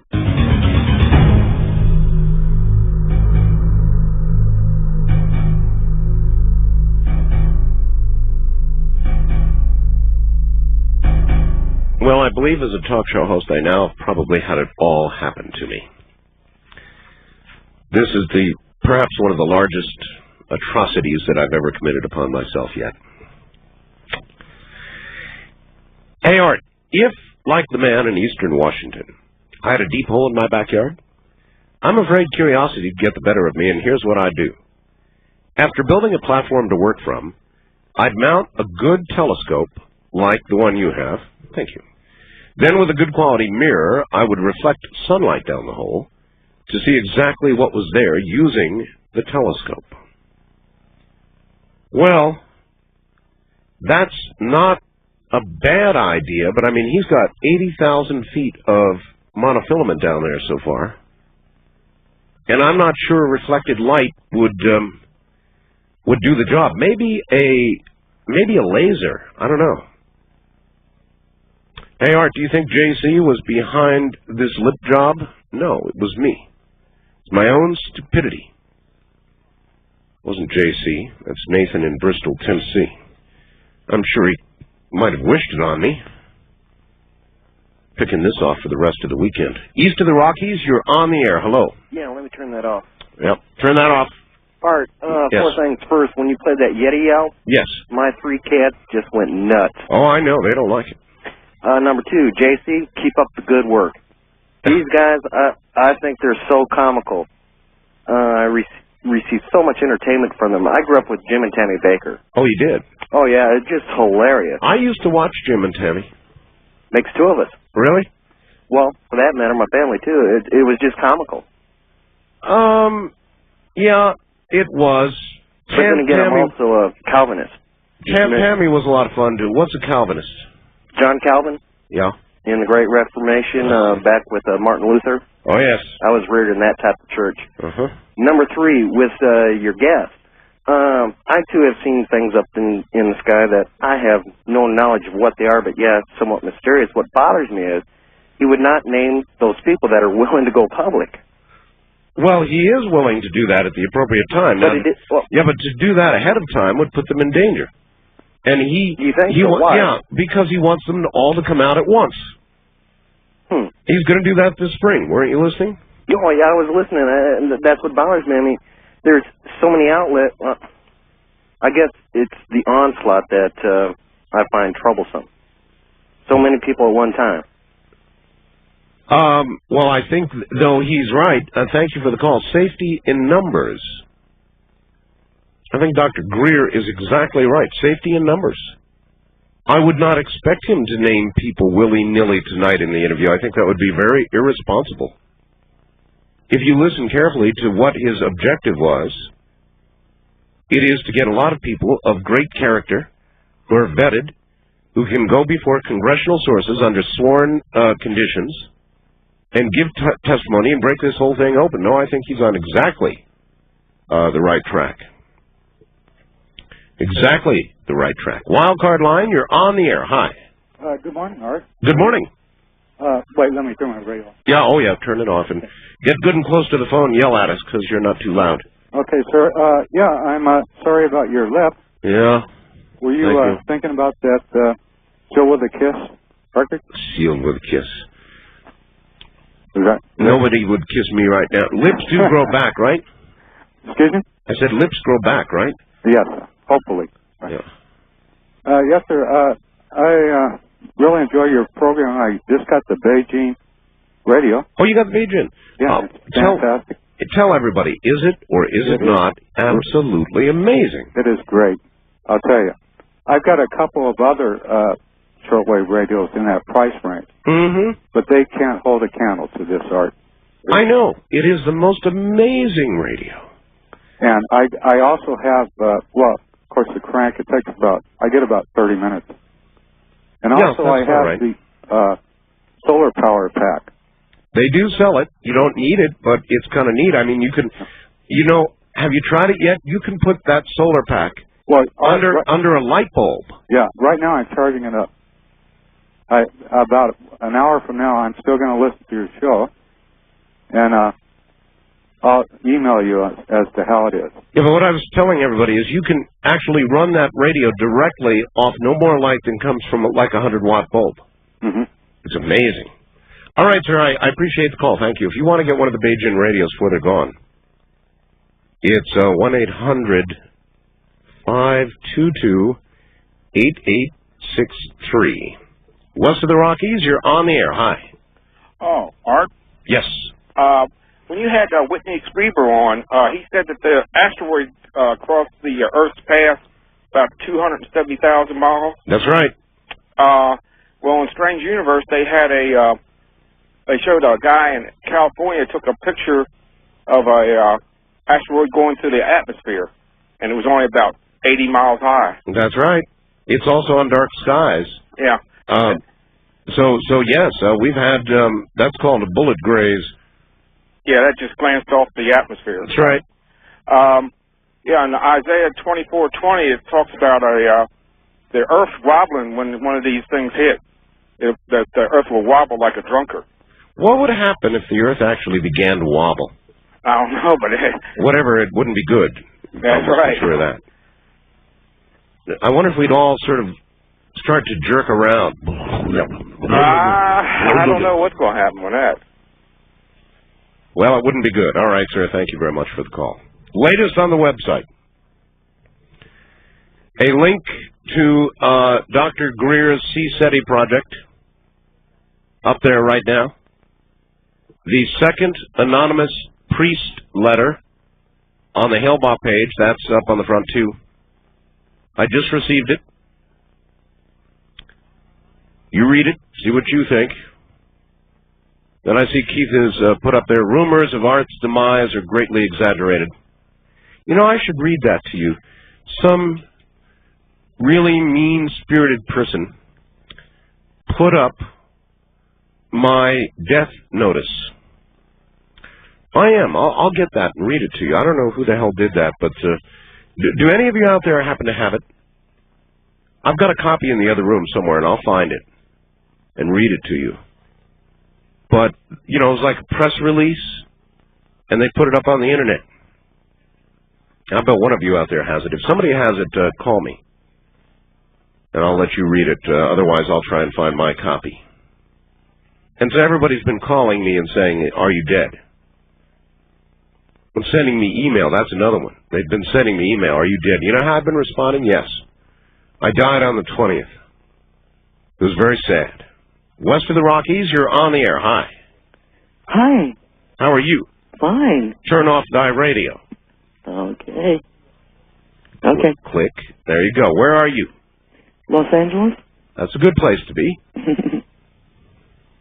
What's on your mind? Well, Art. Yes. Couple of things. Yes. One, I wondered, with Stephen Greer, what makes him think that anybody will listen when they treated Richard Hoagland the way they did? When he had his press conference, the press wouldn't show up and stuff.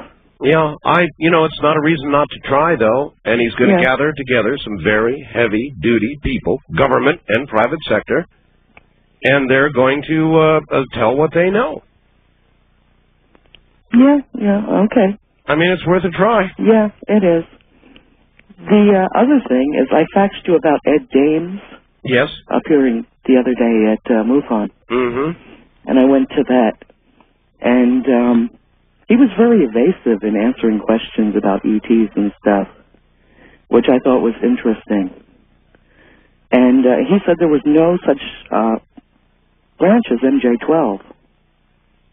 Well, Dr. Greer said, yes, there is, but it's not called MJ-12.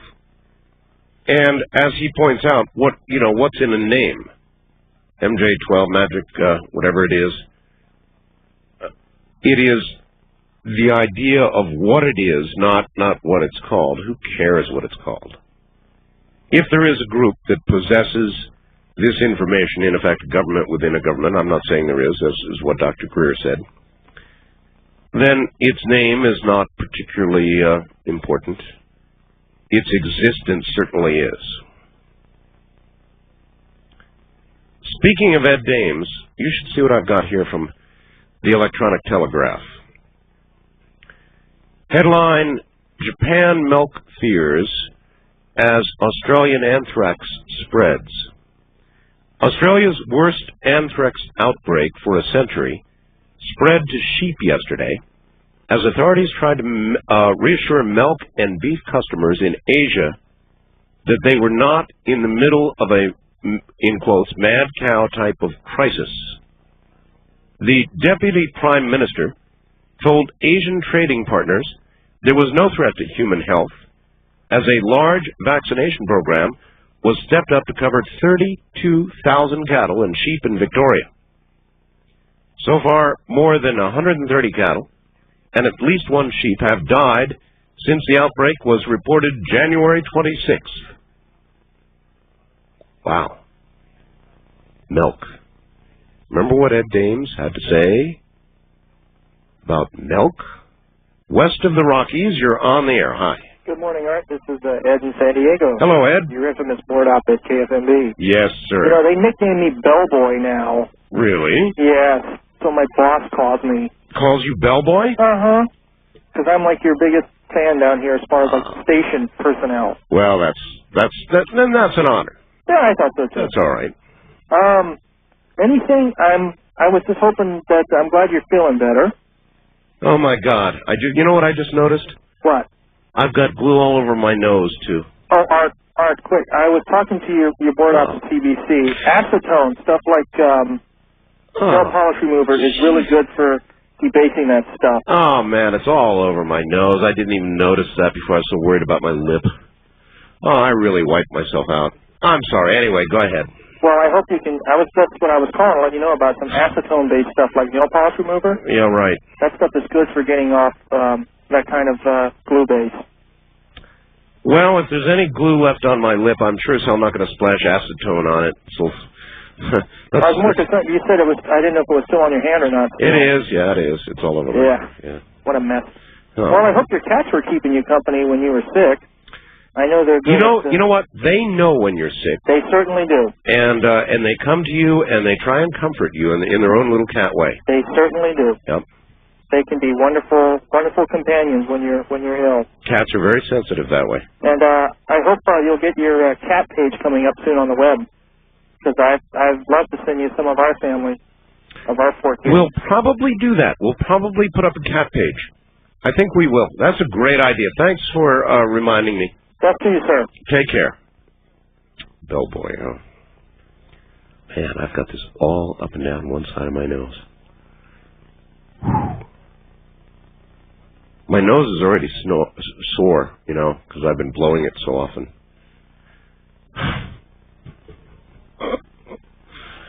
Oh, when you're down, whoever it is who gets you down loves to kick you, huh? East of the Rockies, you're on the air. Hello. How you doing? My name is Lou from Arkansas. Well, hi, Lou. I'd like to tell you about a little dream that I had a couple of years ago. It was I believe it's a prophetic dream. It might happen later on down the road, but I was in this like a restaurant, and I thought I was having the meal of my life. I could just like everybody was waiting on me hand and foot. They'd do anything they wanted. It's like you were a king. Yeah, you just say whatever you want. You know, your wish was their greatest desire, right? I got you. Yes. And then towards the end of the night, you know, I was in this line talking to all these people. Some of them were my old friends that I had in high school. You know, I hadn't seen for years, and I was just kind of wondering what was going on. You know, and I was kind of like just an observer, you know, and not really had much control of what was going on, and everybody was just having this good old time, you know. And then we were taken to this room, and we were all these lazy boys with these headphones, you know, and we were just like listening to this music, kicking back. And I asked these people, what were we doing here for? And they said, this one guy said, you don't know what you're doing here for? And he goes, this is the government-sponsored suicide chamber. So in other words, that was your last meal. Yeah, you were encouraged. See, the world was so bleak because of everything that was going on. You know, all the famine and the plagues on the earth. So in other words, they give you a great last meal. They put you in a lazy boy. They put some good stereo headphones on, and then you get gassed and you just go. And then sleep. You get gassed. And well, this gas started to come out, right? Yeah. And I said, wait a minute, I don't want to be here, right? And and I went and knocked on the door, you know, before just as the gas started to come out. Let me out! Let me out! And the person opened up the door, right? Oh, really? And he let me out, and he goes, if you don't want to be here, you don't have to be here, right? And then he just let me out. I was like, he didn't make you stay there, right? Well, see, that's the way it would not be in real life. The way it would be in real life is, let me out, let me out. Gas is coming, let me out, and slow fade to black. Because nobody would be let out. You've had your dinner. You've had your time on the lazy boy and the music. And now, it's good night. That's the way it'd be in real life. In dreams, you wake up. East of the Rockies, you're on the air. Hello. Hey, Art, how are you doing? If you've been listening, why do you even ask? I've got a cold. I'm all congested. I've glued my lip together. My nose is glued. I've got glue on my hands. Otherwise, it's a great day, sir. Well, I was just going to say, I missed you the last couple of days. I'm working nights, and Because I've been sick. Right. I knew that. As a matter of fact, on your chat lines, they're saying they thought you were dead. I know. Anyway, I'm going to have I got to go try to find that press release. Somebody issued a press release saying I'm dead. Now, is that pits or what? Oh, for real? Yeah. An actual press release? Yeah. Holy cow. I know. Anyway, I was just going to comment. I was listening to your speaker tonight, and or your speaker. Dr. Stephen Greer. Right. And I really enjoyed that, and this goes along with a lot of the stuff you get in the obscure press about hearing all sorts of facts regarding Project Blue Book and the cover-up of that. And Listen, can you hold on through the break? Sure. All right, good. Stand by. See if I can go find that press release, and I'll read it to you. Not too many people ever get to do that, do they? You're listening to Art Bell, Somewhere in Time, on Premier Radio Networks. Tonight, an encore presentation of Coast to Coast AM from February 21st, 1997.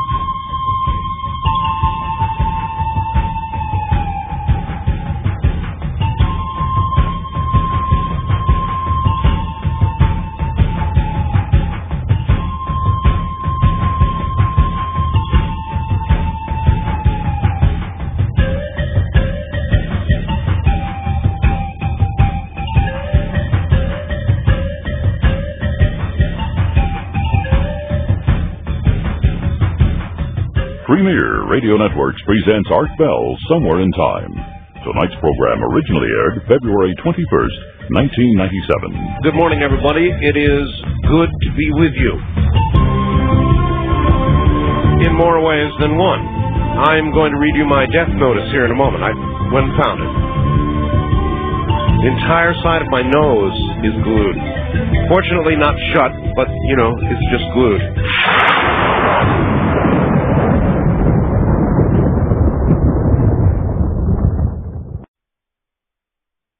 We take you back to the night of February 21st, 1997, on Art Bell, Somewhere in Time.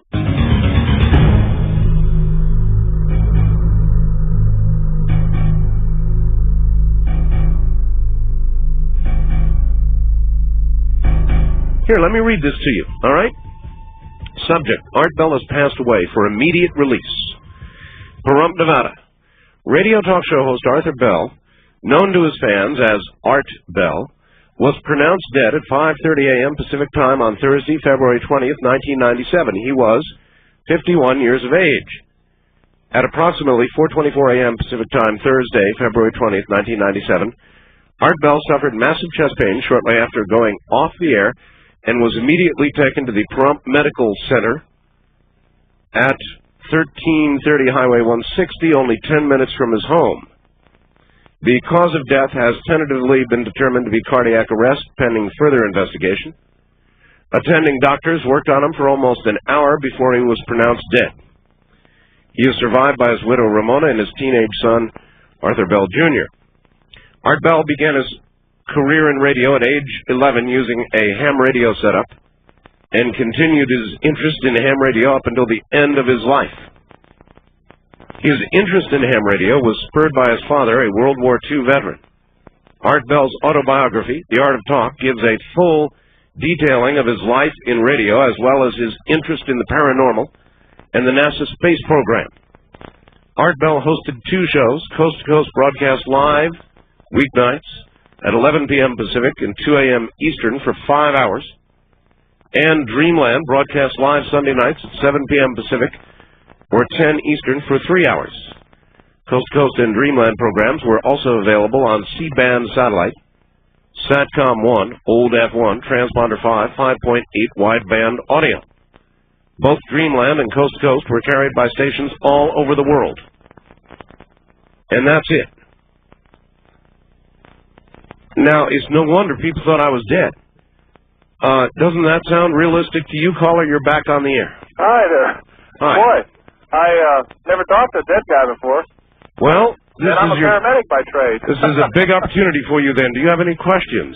Well, what I was talking before the break there, I've been interested in this stuff ever since I was a kid. I grew up in southern Illinois, and you probably remember the stories of the Missouri Monster. Oh, sure. And that tied in with UFOs and their sightings. I remember, every day my mom and I would turn on the local radio station to hear what happened the night before, and dogs being carried off in the mouth of these monsters. Yep. But anyway, I don't know how I was going to tie that in other than I would just like to see some sort of resolution to all this now, and it sounds like it's not too far in the coming. Well, I certainly agree with that. And I appreciate your call, sir. Thank you. First-time caller line, you're on the air. Hello. Hi, Art. This is Dave calling from the East Bay area in California. Hi, Dave. You're going to have to speak up good and loud for us. Okay, I'll try to do that. Hey, listen, I got to tell you that your disclosure of gluing yourself over the radio has caused me some major grief here. Why? Well, I was in bed with the headsets on, listening to your program, and I started convulsing in laughter. Oh, you thought it was funny? Yeah. Well, wait a minute. So, maybe it's... Well, maybe at a distance it's funny, but it wasn't so funny here. I understand, but it was quite humorous to me. Well... And here I was chuckling in bed, and my wife wakes up. She thinks I'm having a coronary. Huh. Now, when she finds out I'm listening to your radio program, she smacks me. Now I'm injured. Oh. Well, I hope she hit you hard. Where'd you get it? Huh? Where'd she smack you? She smacked me on the face. Good. Yeah, so I kind of feel like you now. Tell her thank you. Yeah, I will. All right. Hey, in any case, a quick calculation. Our friend that called from Washington about the hole, Oh, yeah. it's over 15 miles deep. You got it. Can you believe that? Well, I don't know if I can believe it or not. It's a very intriguing letter. There's no question about it. Certainly is. I think it requires some further investigation. I absolutely agree with you. Look, I'll tell you something. I've got the guy's phone number here. No kidding. Yep. So, Yeah, well, that needs a call back for sure. I agree with you. Hey, listen, another thing here, too. You know, I never really stopped to think that all these meteorites and asteroids and space junk and satellites that re-enter the atmosphere that spark up our sky, Yeah. I never stopped to think that these are alien space vehicles that we're shooting out of the skies. They're new high-tech weapons. It's entirely possible. And as a matter of fact, that's what Dr. Greer said. Yeah, this is really an intriguing letter. I would like to talk to Mel. Mel, if you're out there, how about giving me a call, Mel? Huh? I don't think I want to call Mel at this time of the morning. But obviously I'll follow up on this. So, Mel, if you're out there, would you call me? Let me see. What line would be good for Mel to call in on? How about my first-time caller line? Would everybody else be willing to hold up and see if Mel can get through? Mel is the guy with the hole in the ground. This is a remarkable, remarkable story. Sounds possible. So, Mel, if you're out there, call me at the following number now. Area code 702-727-1222. 702-727-1222. Everybody else, hold off. I want to talk to Mel, the guy with the hole. And I think I'm going to reread that letter to you. It is absolutely remarkable. Mel only at that number. Casey's awake. I bet he is. Dear Art, I'm writing to you to see if I can get some help from you or your vast listening audience. I live in rural eastern Washington near the Manastash Ridge, wherever that is. M-A-N-A-S-T-A-S-H. Manastash Ridge. On our property, there is a hole. Like the previous owners and the owners before them, we've been throwing our trash in the hole. Apparently the hole has been there as long as anybody can remember. At first I thought it was an ancient well. Anyway, the hole is 9 feet, 9 inches in diameter. That's a pretty good-sized hole. There is a stone retaining wall around it, and we put a steel door on top to keep anybody from falling into it. As I said earlier, people have been throwing their trash into the, in quotes, well for decades. Furniture, household trash, dead cows, building debris, you name it. The thing is that I noticed the hole never filled up. So I got curious, actually obsessed. I began trying to measure the depth of the hole. I emptied 3 fishing reels of about 1,500 yards of monofilament line trying to determine the depth. Soon I was buying fishing line in bulk. So far I have sunk about 80,000 feet of line into the hole without reaching bottom. My wife works at a local university with a geology department.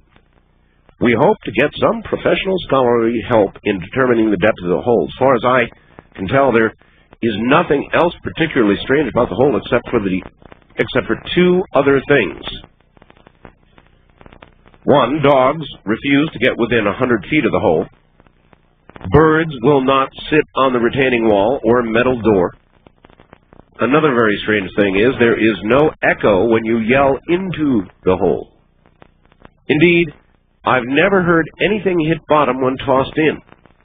We once tossed an old refrigerator in and never heard it hit bottom. No crash, no splash, no crunch. I hope your listeners might be able to help with possible explanations. I'm wondering if this, based on my measurements so far, is the deepest hole on Earth. Thanks, Art Bell and listeners. Signed, Mel, and I won't give his last name. First-time caller line, you're on the air. Art, I have to apologize.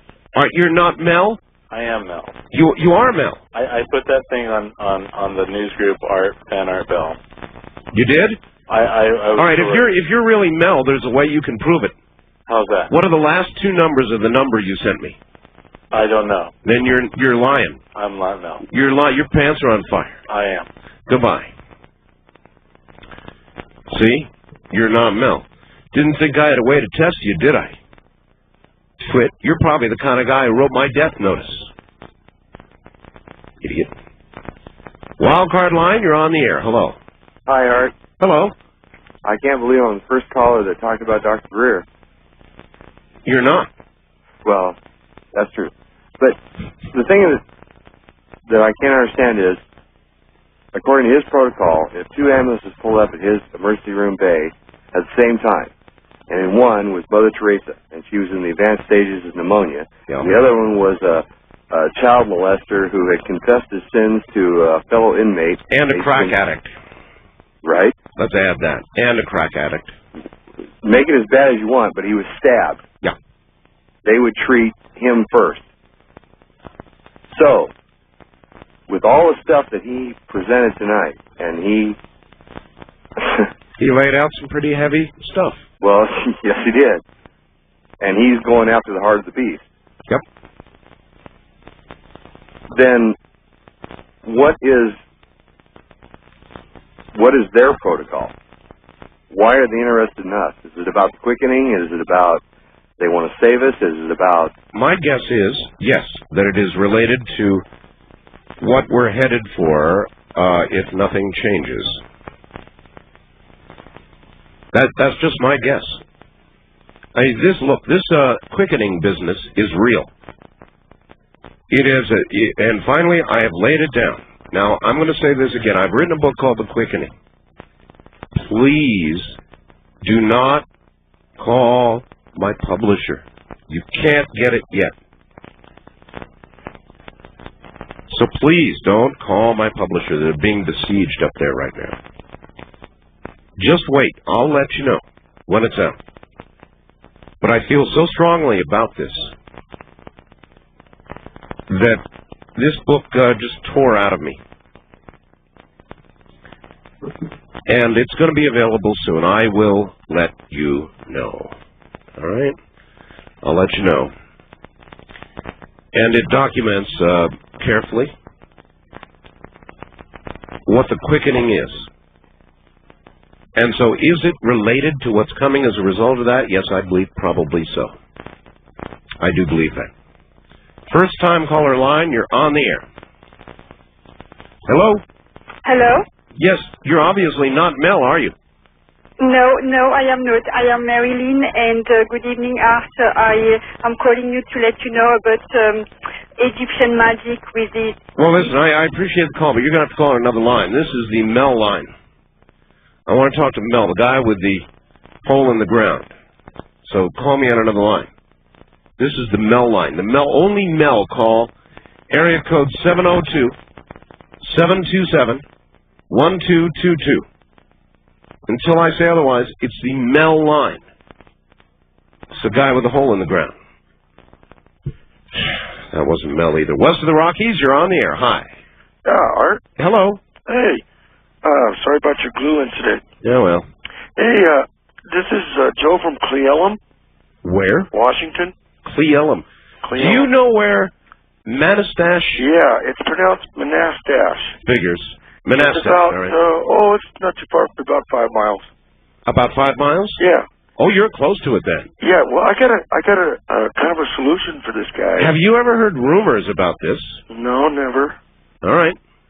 But I got a solution, maybe, so he can get a better idea what's down there. What? Okay, you can go to the hardware store and buy a hose reel that you wind up your garden hose on. Sure. Okay, that thing can hold a substantial amount of fishing line. So he wouldn't be stuck with using fishing reels to try to reel this up. But I don't know how he's winding 80,000 feet of line in. But... Well, do you realize, look, at 5,280 feet per mile... Yeah, I was calculating that up going, that's like, what, 16 miles? That's a lot of That's a whole lot of miles of, yeah. 40,000. That'd be about 8 miles. That'd be like 16. Anyway, I got an idea. This guy could put some stronger line on it using this big hose reel, like a fishing reel, and rig like a downrigger, like a pole and an eye, you know, so he could drop it over. Why doesn't he drop a video camera down there on the end of this line? With a light. That's a cool idea. Yeah. That's a cool idea. 80,000 feet. We're talking journey to the center of the Earth here. Or if not to the center of the Earth, then certainly pretty far down. Well, you could get, you know, quite a bit of line on Now, there. he says this hole is, what, 9 foot 9 inches. That's big enough for a human being to be lowered. Yeah, I just wondered. There's a lot of mines around here. Oh, there are? Yeah, a lot of old abandoned coal mines in Yeah, this but area. what miner would have...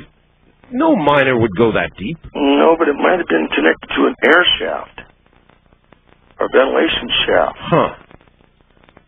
There's some substantial stuff here. We got some pretty substantial phenomena stuff here in the mountains. All right. Well, maybe we'll get here from Mel. Yeah, we'll see if he's listening, see if he calls in. All right. Well, he says about that hose reel idea. Yeah. You know, holding it open for any single person is turning out to be almost impossible. And I've got the number here so I can check it out. I mean, if you're a false Mel, don't call. Some people call just to say stupid things. During the news break here, I'll answer that Mel-only line. All right, I'm not going to do it on the air because people are calling that number now just to get on the air and hear the sound of their own voice saying something dumb. So I'm not going to continue to answer. I'll answer it during the news break. Okay?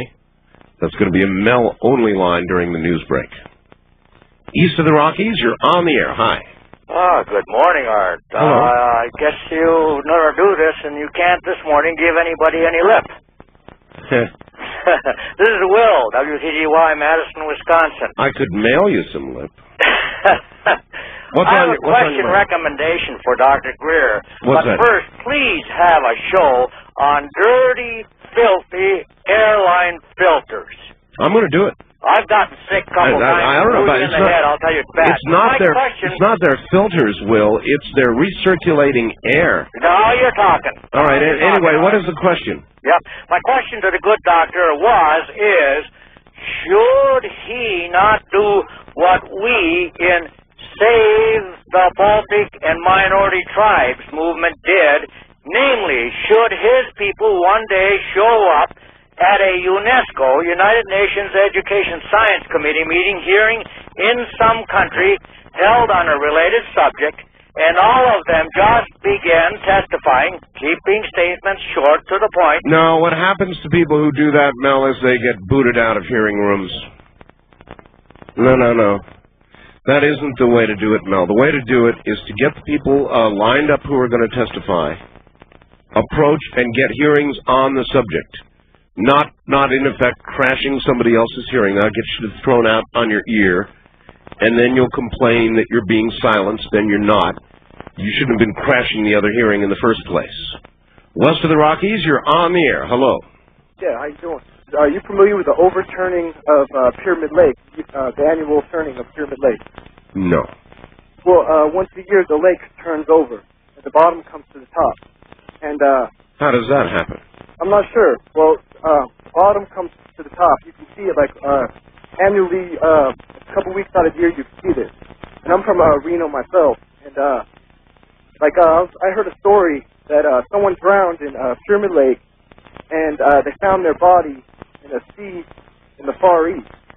Well, you don't have to go that far away to get anomalies. There's a bunch of anomalies right there at Tahoe, you know.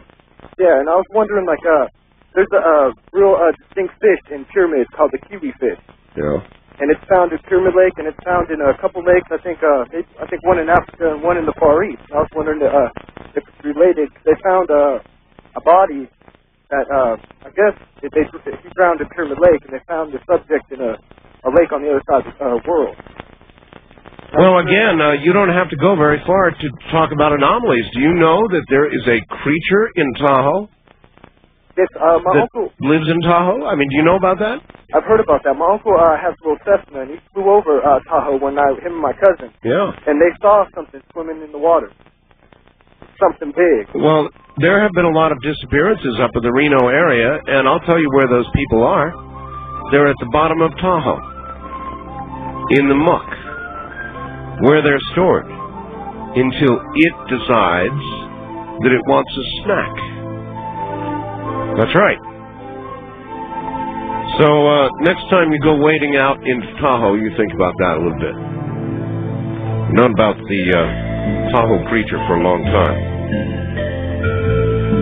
Well, my nose is starting to hurt now. Maybe I can't leave this stuff on here.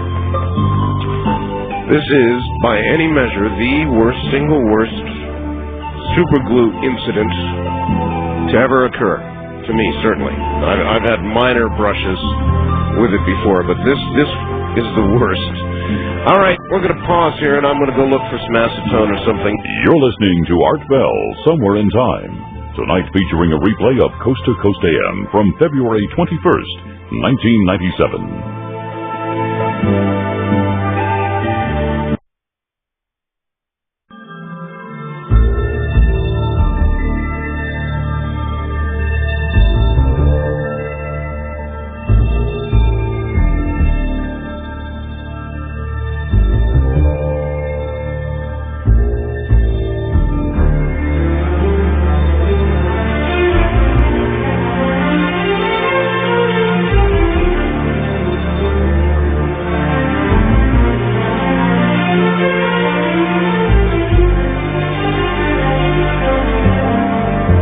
You're listening to Art Bell, Somewhere in Time on Premier Radio Networks. Tonight, an encore presentation of Coast to Coast AM from February 21st, 1997. Well, all right. I have got Mel on the line. No thanks to all the Mel imitators on the special Mel line. I finally picked up the phone during the newscast and called Mel's number, and he was just coming in. So I've got Mel on the line. Mel's the guy with the never-ending hole. And we're going to ask him about it here in a moment. I have read that fax now twice on the air, and I've got a lot of follow-up faxes. Here's one entitled, Yet Another Mystery Hole in Eastern Washington. Art, you'll love this. It was sent to me a couple of days ago by email, and it's all about another one on the Indian Reservation in Colville, where there is another mystery hole. Anyway, we'll get to that.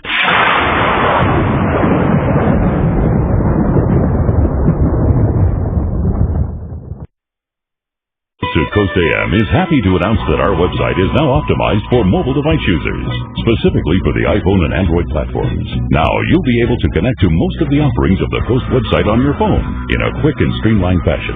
And if you're a Coast insider, you'll have our great subscriber features right on your phone, including the ability to listen to live programs and stream previous shows.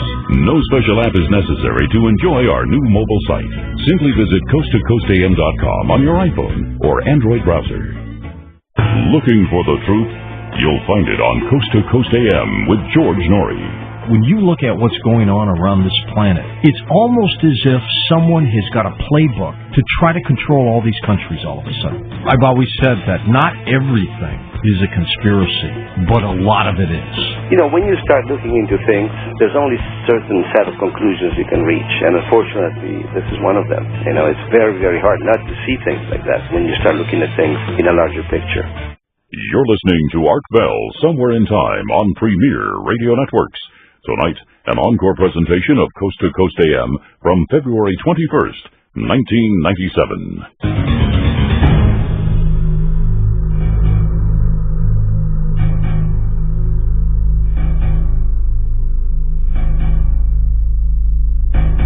Now to Eastern Washington. I guess this is Eastern Washington. Mel, are you there? Yes, I am. First of all, Mel, thank you for answering. What are you doing up at this time of the morning? Well, after I sent the fax, I'm living in town here now because we had a couple of our buildings out there cave in after the big snows that we had out here last month. Oh, yes. And so thereby goes some of the construction debris into the hole. So, all right. When did you discover this hole?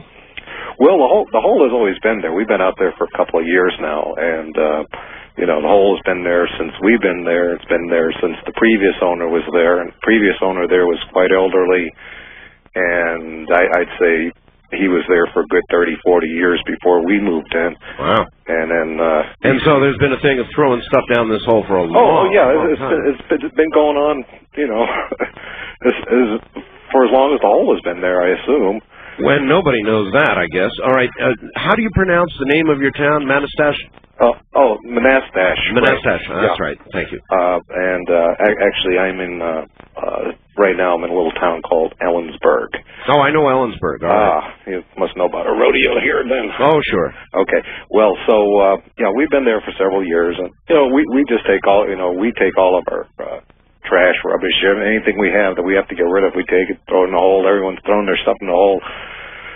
The people from around there throw all the stuff in the hole. I mean, it's just been going on for a long time. Well, I got this thinking one day, how come this hole is not filling up? It must be an awfully deep hole. That's a good thing to consider, sure, as you throw stuff in it for decades, literally. And so, I used to be I would say pretty close to a professional shark fisherman. So I had a couple of huge fishing reels, went out there and started letting the line down. I figure after one... Did you weight the line? Oh, yeah. There's in fact, the original line is still down there. I've just been adding to the line and keeping track of how much line I have used. So I've not reeled it in. How much weight is on it? There's a 1 pound weight at the bottom of it. 1 pound weight, all right. 1 pound weight. It's a triangular 1 pound weight. Okay. And so that's at the bottom of it at first. So in other words, it would go down kind of like a plumb bob.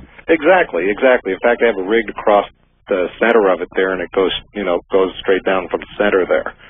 And occasionally I try to move the line there, but when you're moving that much line, you really can't do a whole lot with it. But it seems to, there seems to be, it's not resting against anything at this point here, and it continues to go down freely. And so when I was out there earlier, I let out a little bit more line. And so you actually went out there tonight after I read. Yeah, exactly. Oh man. Well, it's not too bad out here right now. It's only about 25 degrees, so it's not too cold. Have you ever heard anything coming from any sounds or anything? Well, I mean, the normal thing to do is kind of like yell into it there, to see an echo, and I've never heard an echo come out of that thing. No echo. At all. That's one of the first things I noticed about it. As usual, I brought the dogs with me. They wouldn't go anywhere near the damn thing, and I went back to the Suburban and hung out over there, so it was kind of, if I try to bring them there on a leash, they'll just dig their feet in. They do not want to go anywhere near the hole. And so that's, I don't know. It's just... Well, you've got miles and miles of... Yeah, I think, I'm measuring it by feet. I convert feet to yards, so I don't know how many miles that is. I assume it's a fair number of miles, though. Well, 5,280 feet is a mile, so you really think you've got 80,000? Yes, yeah, I get line in 5,000 yard spools, and so I've gone through that many. Well, you have got a hole then that goes, well, you can't say to the center of the earth, but you've got a hole that goes miles and miles and miles into the earth. I would think a university would be out there, boom, just like that. Well, my wife does work for a local university here, and, we've been talking to them about it, and one of the things is they find it quite incredible that I've let that much line into the ground, but that's what I've been doing. Have you ever thought of winding it all back up again? Well, when I let out the first 1,500 yards of line, I reeled all of that back in. Yeah. And I wanted to know if I had hit water down there, because I thought that's a lot of feet. You bet. That's 4,500 feet of line. Did I hit water? So I did. What I did is I sent down a roll of lifesavers. Lifesavers? Yeah, so when it hits the water, the lifesavers will dissolve. That's true. Oh, I see. So very smart. So it's an old shark fisherman's trick there. We used to send our bait out on a balloon attached to a roll of lifesavers, and the bait would go out into the ocean on the tide. Yeah. And then eventually the lifesavers would melt, and the bait would fall to the bottom. You couldn't cast a big old mackerel out there that far. So that's amazing. So What do you got any guesses? I don't. I have no idea. I thought it could have been a mine shaft, but the thing about it is the surface part of it's been very well cared for. I mean, someone built a very lovely wall around it. And all right, tell me about the nature of the side of the walls. In other words, you must be able to look down far enough, at least, to examine the side of the wall. Sure, it's stone for about 15 feet down. Yeah. And then after that, it's soil, dirt, and then further down rock. So but I can only see to the extent of really powerful flashlight. I brought halogen lights out there to try to get a better look down there, but the visibility really isn't there. You cannot see much after a while. But it's a retaining wall. I'd say it's about a 3.5 foot retaining wall, and it goes down about 15 feet, and then it's... Well, I'll tell you this much. No matter how powerful a light, and I was even thinking about a laser, when you're talking about 80,000 feet, forget it. Well, they should have some technology that can give me an idea of how deep this thing is. I mean, obviously, the old fishing line method is only going to go so far. What we need here is a volunteer. I'm serious. Somebody who would be willing to be lowered into this hole. Well, I don't. To be honest with you, I don't even know if there's any air down that far. I mean, I wouldn't know about that either. Or what kind of pressures we're dealing with. These are things that are totally beyond my grasp in terms of knowledge about these things. But do you own this property? It's our property, yeah. How long have you been working on this? Well, we've been out there for a couple of years. I said about 4 years now, but this project here with letting down the line, that's only been since last summer here, and it was just, I said, well, how come this thing isn't filling up? Well, sure. And I talked to the neighbors around there, which are, when you're out there in the country, your neighbors are pretty far away, but they all know the hole out there. They all know about it. So it's because they all bring their trash out there. So the local legend of the hole. Yeah, this could be an apocryphal story, but one guy claims that he threw his departed canine down into the hole. Oh, really? And the story is the guy that did it swears the dog actually came back to him. And he was really? He was a hunter. The story is that he was a hunter, and he was out there hunting, and he saw the same dog. He had the same collar. He had the same little little metal thing on his collar there, and he said it was the same dog. And he says he knew he threw the dog into the hole. But that's not my dog. That's not my. It's not your story, but it's a story of a resurrected dog. Yeah. This is as you can well imagine, this is all Native American land around here, and so one of the lines of inquiries I'd like to make is, is there anything about this hole in regards to the Native Americans? That's something I haven't really pursued right now. But if you had a fatal disease, Mel, would you jump in the hole? I would. You would? It is in my will. What? Should I meet my demise, that you would be thrown in the hole, disposed of into the well. I'm not sure the health department would allow that. Well, one of the things that I thought about later on is, what if this is like contaminating our water, And we've had, I'm sure you do this out there in Pahrump too. Well, you have your water checked all the time. Well, yeah, no personal offense to you, Mel, but if there was a possible contamination problem, I'm sure you're a clean guy. Yeah. But, as you deteriorated, you would possibly produce E. coli or something horrible in the local water supply. Well, again, so far it hasn't. Resurrected. I mean, the water around that area is absolutely pure water. It is, And so nothing thrown down, all the old junk and trash, and nothing has polluted the water. No, I can't speak for everything that's been thrown down there, but none of that has been showing up in the water that people draw from their wells. I mean, the water's as clean as it's ever been out there. I think we get water that comes off the Cascades or something. Yeah. It's just really great. It's really wonderful water. Mel, you wouldn't be pulling my leg. No, I'm not. And I'm one of the reasons that I went out to the property tonight, other than it just, it's something that weighs heavily on my mind. I was afraid that after I sent the fax out, that there would be people around there, because it's... Well, there may be, but we have not identified specifically where it is.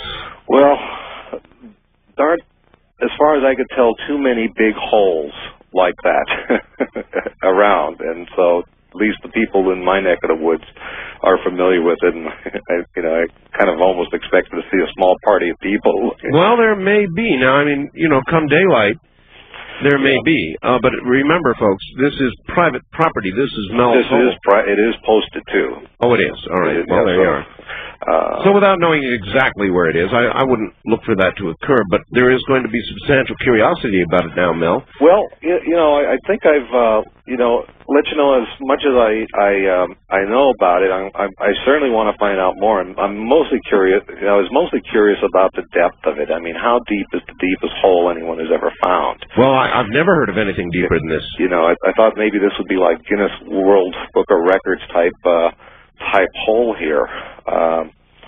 And as far as things I thought it would be like, could have been like an old mine. Well, now here's a couple things to think about. I've heard as you go down into the earth, Mel, that it gets hotter.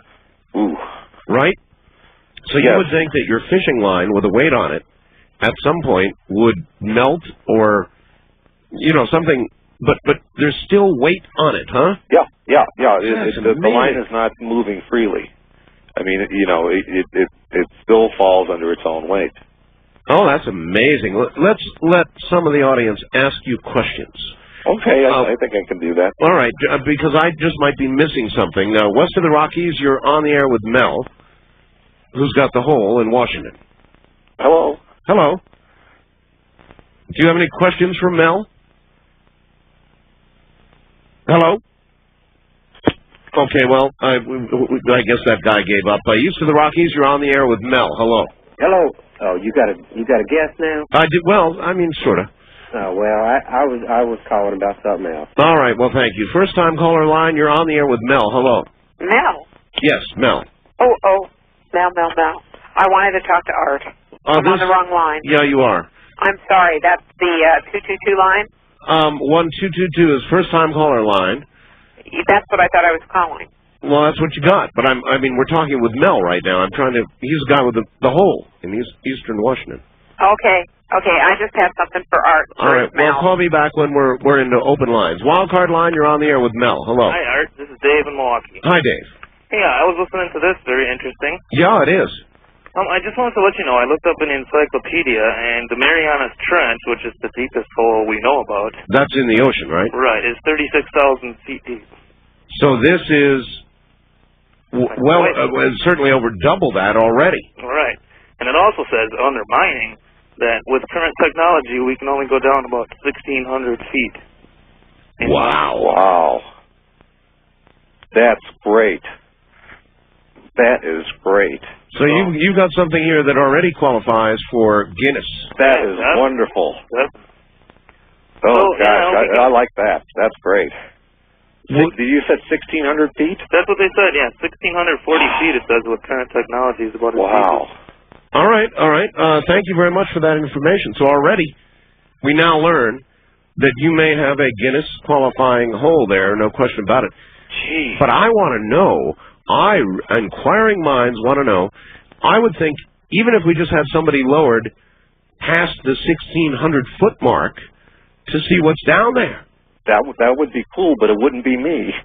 You wouldn't do it? I wouldn't go down and At least not while you're still alive. No, then I will, but I mean, for the time being, no. I understand. All right, east of the Rockies, you're on the air with Mel. What if the road broke? Yeah. Well, that's true. Mel? Hi. Where are you calling from, sir? I'm in Austin, Texas. Austin, Texas, all right. Yeah, you mentioned earlier that you would like somebody to be lowered down into the hole. That's right. I would be willing to do that. See, there you go, sir, a volunteer. We've got a volunteer. I mean, obviously under certain conditions. Like what? Just a cage, for one. A cage? Yeah, just in the event that there's some kind of weird subterranean thing eating all of this garbage down there. Obviously, I would want to be in some kind of a cage. Well, what makes you think, though, that anything that could gobble up, say, a refrigerator... wouldn't get the cage? Well, I would have, obviously, a very powerful light, and I'd be able to see it at some point before it's too late. So we'd have radio contact with you, and we could hear you scream at least. Yeah. Not too much or like an instant Jaws. up button. An up button? An instant up button. On back up. You know, at like a high speed. And you could take a camera with you. Yeah. With a light and show us everything as it... Yeah. I've got a pretty adventurous nature to me anyway. So this, plus I have a very appealing draw to the supernatural for some reason. Anyway, just naturally in my personality. Well, nobody's saying there's anything supernatural about this, but... Well, the dog story would indicate something supernatural. Well, that's true. Well, everyone's dogs are scared of the hole. Yeah. It's not just my dogs. No, that's a very good point. In other words, other dogs won't go anywhere near the hole, huh? Yeah, my dogs will follow me everywhere. I mean, you know, no matter where I go, they're, you know... Except to the well. Now, you call is this possibly at a grid point on the planet? I wouldn't know about grid points, other than I know they exist. Do you know anything about the grid points? Well, I know... yes, thank you, sir, from Austin. I've heard about grid points, but I would have no way of knowing where they are and whether this is one of them. I wouldn't know. Now, this is just a hole. And he's right. There was something a little paranormal about it when you consider the dog story. I tell you, when you need him.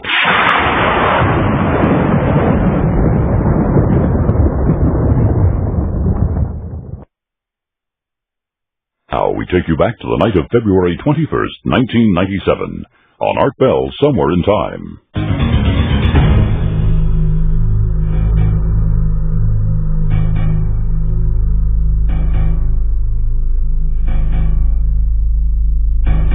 Well, here's somebody from Las Vegas, Mike, listening to KXNT, suggests that we throw a cat down the hole. Listen to the cat scream as it goes down. It's a horrible idea. I don't know about people who do that, throw down a cat. Oh, man. And you hear the echoes sort of going down. I'm not for that at all. All right, Mel, here comes some more people. First-time caller line, you're on the air with Mel, with the hole. Art, why don't you have somebody, I know you're connected with somebody that's got radar available. Radar would be the way to go to find out the depth. Well, would radar go down a hole absolutely without hitting the sides? You don't need a fancy radar to do it. You mean like a... What about sonar? No, I guess... No, sonar you couldn't use because you don't have anything for the medium to go through, like underwater for sonar. Yeah. But radar would definitely work. In other words... I was just curious if you'd call a government agency to come out. But wouldn't radar return a hit from the sides of the hole and bounce around down there? No. Purely directional radar. What do you use when you're driving down the highway? Well, you use radar, but exactly. That's out in the open. That's not in. I don't know enough about radar to know if that would work, but it's a good idea. Well, I've used it for years, but all right, that's the way to try it. All right, that's. How about a cop's radar? I'm not sure if they'll return an echo off of that. Possible. All right. Well, it would tell you how fast the hole was going, wouldn't it? Yeah. Tell you how fast. Cute, Mel. Wild card line, you're on the air with Mel. Hello. This is pretty funny. Good evening, Mel. Hi. My name's Barry. I'm just hop, skipping, and jumping away from you down here in Yakima. All right. And I'm awful surprised I haven't heard of this before now. Well, now, Mel hasn't made this public as far as I know. Have you, Mel? No, it's just on my land. I see. So my neighbors know about it. But I mean, wait. This is the first public announcement of the whole? As far as I know, there is no newspaper accounts of it, not in the Daily Record or in the well, there will be now. Herald. There will be now. Well, as usual, you've heard it here first, folks, on Art Bell. Before I get serious, I just wanted to kind of lighten things up here and ask if you'd considered making a contract with the refuse collection department from Yakima County. You could probably make a killing on that. You know, I read an article in the paper how they wanted to close down our local dump out here, and I almost seriously suggested. Listen, here's another possibility for you. Do you know that I live near an area where there's supposed to be a high-level nuclear dump? Now, if this is really, in effect, a bottomless pit, whoa, you may have something that the U.S. government wants. So I could, like, rent this thing out. You're damn right. And move away as quick as possible. Well, yeah. Anyways, I wanted to mention here, we've got many mediums of technology, and the gentleman who suggested radar, I think, was onto something. Mm-hmm. You know, say for instance that Guinness came out and was going to, they're pretty thorough with their investigation before they're going to print you. Yeah, that's but true. anyways, maybe the way to go is to have someone lower in a sensors package, which is something that measures for noxious gases, temperature, and two and two together there. You've never felt drawn to the whole personally, have you? I mean, in terms of, you mean in terms of some sort of spiritual involvement, or no suicide? No suicide. No. I mean, I keep the lid on it there because it's an attractive nuisance. You don't want local kids there climbing on the wall and falling in. There's actually no way of knowing whether people have gone in, because they'd be gone. Not in my down with the refrigerator. Again, if I can find out something from the local Native Americans on, maybe with some sort of burial thing, or I mean, and you can drop a big rock and you can hear it going down, probably bouncing off the walls or something, but you never hear a splash. You never hear a splash. I've even taken like old television tubes, the picture tubes, and you've dropped picture tubes down there? Yeah, I've dropped. I hate to say this here, but I've dropped more than one of them down there, and I've never heard it implode or anything. Nothing. EPA, you probably shouldn't say that on the air. Well, they'll come and get you for that. I mean, TV tubes. Well, it is my. It's your own property, I know, but these days, Mel, doesn't make any difference. I mean, tomorrow morning you're liable to wake up and there'll be tanks in Boutros Ghali. Yeah, that's true. All right, east of the Rockies, you're on the air with Mel. Hi, WKXY, Sarasota. Sarasota, Florida. Let me say, let's throw Mike from Las Vegas down the hole. Really? Yeah. Okay, he's the cat. Okay. I do have a question for Mel. You're a fisherman, right? Yeah. Okay. Have you ever felt a tug on the line, and if you did, what would you do? I don't have a hook on it. There's just a large, there's a 1 pound weight. Yeah, but she's saying if something obviously was pulling on that line. What would I do? Yeah. What you do? I'd run. Yeah. I'd seal that damn thing up, and I'd never get near it again. Yeah, I'd put the lid down on it at that point there and say, that's it, the dump is closed. And at any point, did you ever pull up the weight and look at it? Yeah, I asked that too. The first series of letting down line, when I got about 4,500 feet down there, I had a roll of lifesavers down on the bottom to determine if there was any water down there, and of course, if there was water, the lifesavers would melt.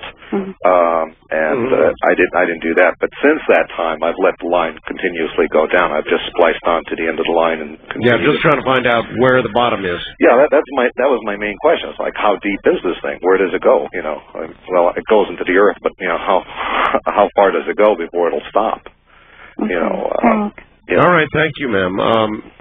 I think that a light and a video camera, I mean, Mel, you could have a special as you got down past, what did they say was the deepest hole, 1,600 feet? 1,600 feet. As you got down past 1,600 feet, you'd have a network special on your hands, Mel. That would be good. I'm thinking about putting up a web page on it there if I get one of those. What's his name? Rivera would come.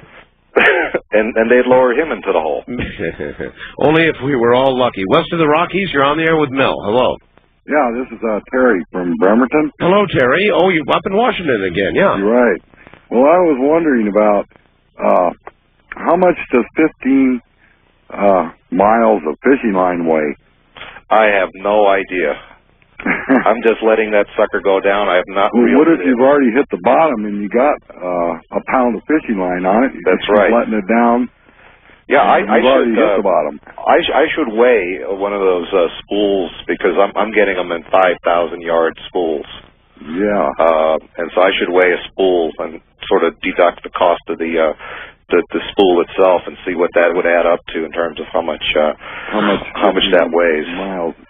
So in other words, it could have hit bottom some time ago, and simply the pure weight of the line. Right. It doesn't feel like it is reached bottom there. There's no slack in the line. But even so, well, there might not be with that much weight. But even if that's true, caller, think about it. He's still got the deepest hole ever heard of in the world. Yeah, he does. But the weight of the line would keep pulling the line down. Yeah. But there would be so much line down there by then. But what pound test line is it? I'm using 20 pound. I 20 couldn't afford to go much you have higher. 20 pounds of line on it already? Pardon me? Do you think you have 20 pounds of line in the hole already? I'm sure there's more line than that. It would break by then. We're talking how many? There must be a lot of tension. I have about 20 spools of line. A lot of tension on that. Yeah. 20 spools of line on there. Wow. And it's still hanging on there. That weight continues to go down. I don't know if there's a way of weighing that thing, as it is. Yeah, I was just interested in how much the line would weigh itself. I could probably do that. Get one of those hanging scales. Sure. And the spring operating stuff, and just sort of knot it off up there. Yeah, why not? It's worth a try. And the other thing that's worth a try, I suppose, although you'd be cranking for a long time, would be to crank it back up again. Well, no, I could just weigh like one spool of line and multiply it. I think I'm up to about like 18 spools of line right now. So it wouldn't be too hard to get a weight on it. All right, you'll report back to us on that. Yeah, I can. Sure, definitely. All right, definitely. All right. First time caller line. You're on the air with Mel. Hello. Yes. Hi. Where are you? I'm Bellingham, Washington. Yes. Oh, Washington again. Yeah.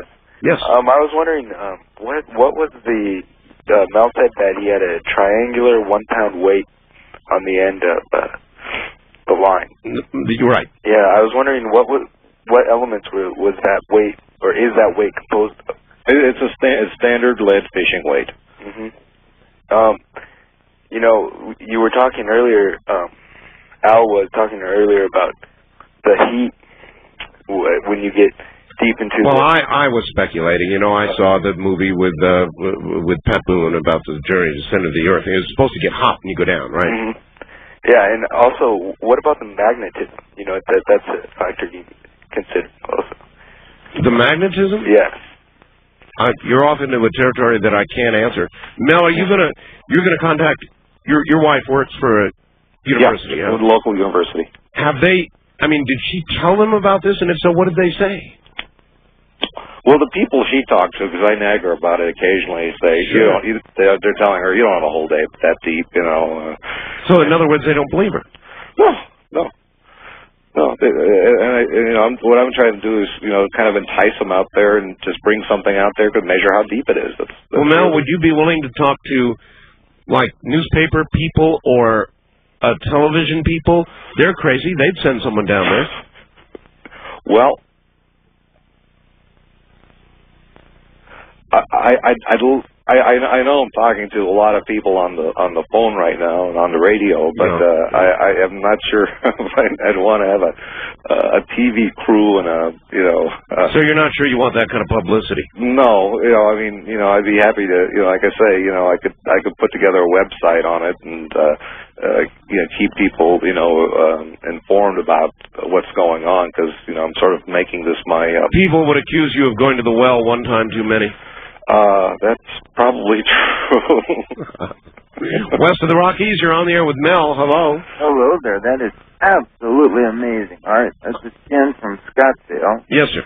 And one thing I wanted to mention about that, when you mentioned about a car that had fallen apparently fallen from the sky. The Chevrolet, yeah. Right. I recall reading about many, many incidents in England and throughout Europe of nuts, raining nuts of different kinds. I mean, Brazil nuts and hazelnuts.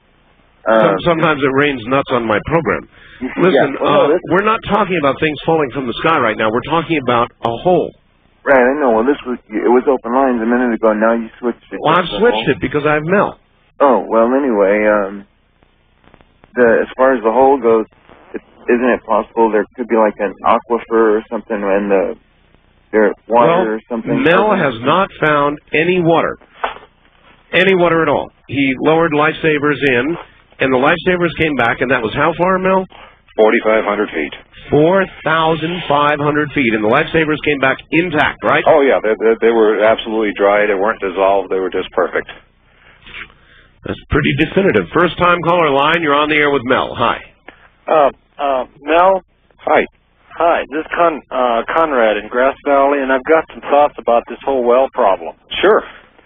First of all, if he's putting line down the well... Wait a minute, sir. We've got to stop this because people are going to call it a well. There has never been any water found in this hole. Okay, a hole. Yeah, thank you. All right. If he started out with a 1-pound weight and he starts adding fish line to it, right, then the amount of weight down the hole increases. All right. Now, if he knows the weight of the line on a per foot basis, as he puts more weight down the hole, if he could measure the total strain on the top of or load on the top of the line, he would know if any of that line was draped on anything. See, the thing is, once he gets a fair amount of line down there, that's a good point. The 1-pound weight on the end is insignificant. And he wouldn't even. It could be hung up on something or laying on the bottom or something, and he would never know it. Yeah, but he put lifesavers down 4,500 feet. So even if what you're saying is true, this is still by a long shot the deepest hole ever. Well, that assumes it's even that deep. The one thought that you had that I thought was very valid was the temperature as you go farther down into the ground. Well, that's what I think that's right, isn't it? Oh yes, of course. By the time it's down 4,000 feet in the ground, where the temperature would probably be well over 100 degrees Fahrenheit. If the 100, the monofilament and the lead would certainly survive 100 degrees just fine. You're probably right. That is interesting. Mel, I say that we got to put a person down there, a volunteer. Not a cat. No, not a cat. No cats. But a person, maybe like a media person. One of these anchors from maybe one of the Seattle Como stations or something. Lower them down. Oh boy. Again, I'm intrigued. Again, I've been running line down there for quite a while, and I don't think I've hit bottom. The weight seems to be hanging plumb over there, and like I say, we've been throwing things down there for a long time, and this hole has not filled up. I don't know. Maybe it's getting incinerated down there. I don't know. All right, and you would swear on all that is sacred to you that what you have told us is the absolute, unadulterated truth. That this is my hole, and this is the truth about it. God, it's an amazing story, Mel. Who else besides your wife, the people you've tried to talk to at the university, and yourself? I guess your neighbors know about the hole? Oh, yeah. There's probably good. Oh, well, in terms, not families, but individuals, probably a good 20 people that use the hole regularly. To throw junk into? Yeah. It's always been done. Well, I remember when I was a kid, I used to like to throw stuff off bridges and stuff like that, and into holes just to hear it hit bottom. Never heard anything hit. I mean, if you hit the side, of course, but if you just drop it straight down, yeah, 9.5 feet. Go straight. 9.5 feet is certainly large enough so that if you got in the center and dropped it straight down, it would go straight down, right? Yeah, you can just lean right over there and get it going straight down. And as far as anything I could see, visually, with the, halogens and flashlights. The light just what? Fades away into blackness? Yeah. You've got nothing after a while. You can see as far as the beam will go, and that's it. Does anybody have any theories about, you said a dog was thrown into the hole dead, and then came back alive again, right? The story is the guy was out hunting, and he saw his dog, and he knew it was his dog, because it was the same dog, it had the same collar, it had the same tag on it, and the whole thing. Oh, man. Does anybody have any theories about what properties would be in the hole to resurrect a canine? Gosh, I'd like to think that this is something like really benign, like cows have gone down there.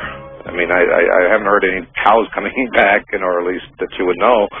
But I don't. Well, it's not the creator. Well, look, we're out of time. Mel, you get the honors from near the hole in Washington State. Tell them. From the hole, it is good night to everyone from coast to coast. And beyond. Thank you, Mel. Stay in touch. Stay in touch. From the high desert to the cosmos out there, good night.